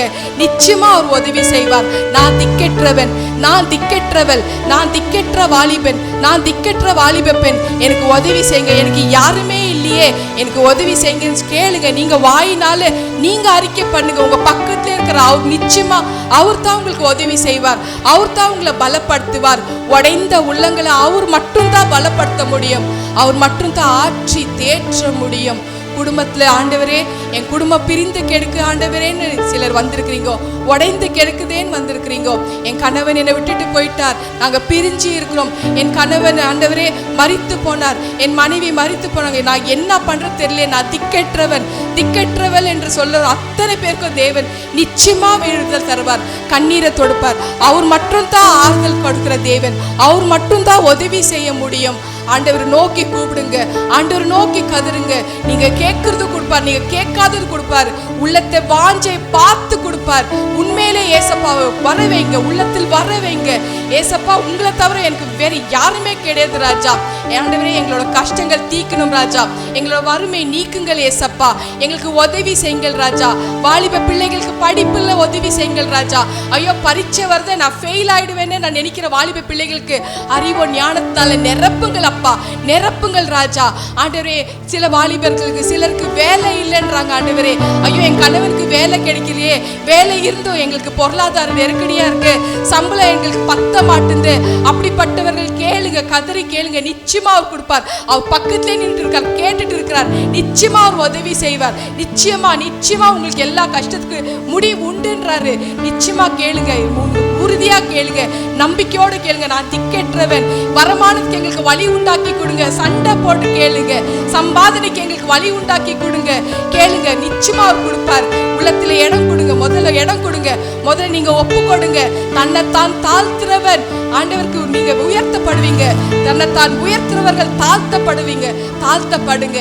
ஆண்டவருக்கு ஒப்பு கொடுங்க, உங்களை முதல்ல ஒப்பு கொடுங்க, மன்னிப்பு கேளுங்க. நிச்சயமா மன்னிப்பார். என் மகளே, நான் உன் ரத்தத்துல கழுவப்பட்டு, உன்னை என்னோட ரத்தத்துல கழுவப்பட்டு சொந்த மகனாக நான் ஏற்றுக்கொண்டிருக்கிறேன். நீ என் ராஜாத்தி, நீ என் ராஜா, நான் எப்படி உன்னை கஷ்டத்துல இருக்கிறது நான் பார்க்க முடியும் அப்படின்னு நிச்சயமா நமக்கு உதவி செய்வார். நிச்சயமா உதவி செய்வார். வாலிப பிள்ளைகள், பெற்றெடுத்த வாலிப பிள்ளைகளோட பெற்றோர்களை கண்ணீரை பார்த்துட்டு இருக்கிறார்.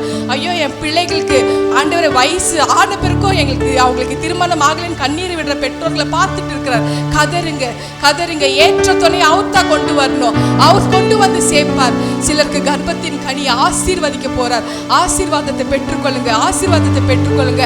அடுத்த சந்ததி ஆவியானவர் தெரியப்படுத்துறார். இந்த நாட்டில் அடுத்த சந்ததி வராதபடியே துஷ்டன் ஆண்டவரே, துஷ்டன் வந்து வாலிப பிள்ளைகளை வந்து தன்னோட பிடிக்குள்ள வைத்து இருக்கிறான். அந்த பிடியிலேருந்து வாலிப பிள்ளைகளை நம்ம தான் ஜபம் பண்ணி விடுதலை ஆக்குறது கேட்கணும். அவரு கேளுங்க, கேளுங்க. வாலிப பிள்ளைகளை விடுதலை ஆக்குங்க ஏசப்பா, அடிமைத்தனத்திலிருந்து விடுதலை ஆக்குங்க ஏசப்பா. நம்ம கேட்போம், ஒரு மனதோட ஜபம் பண்ண நிச்சயமா நம்ம ஜபத்துக்கு தேவன் பதில் கொடுப்பார்.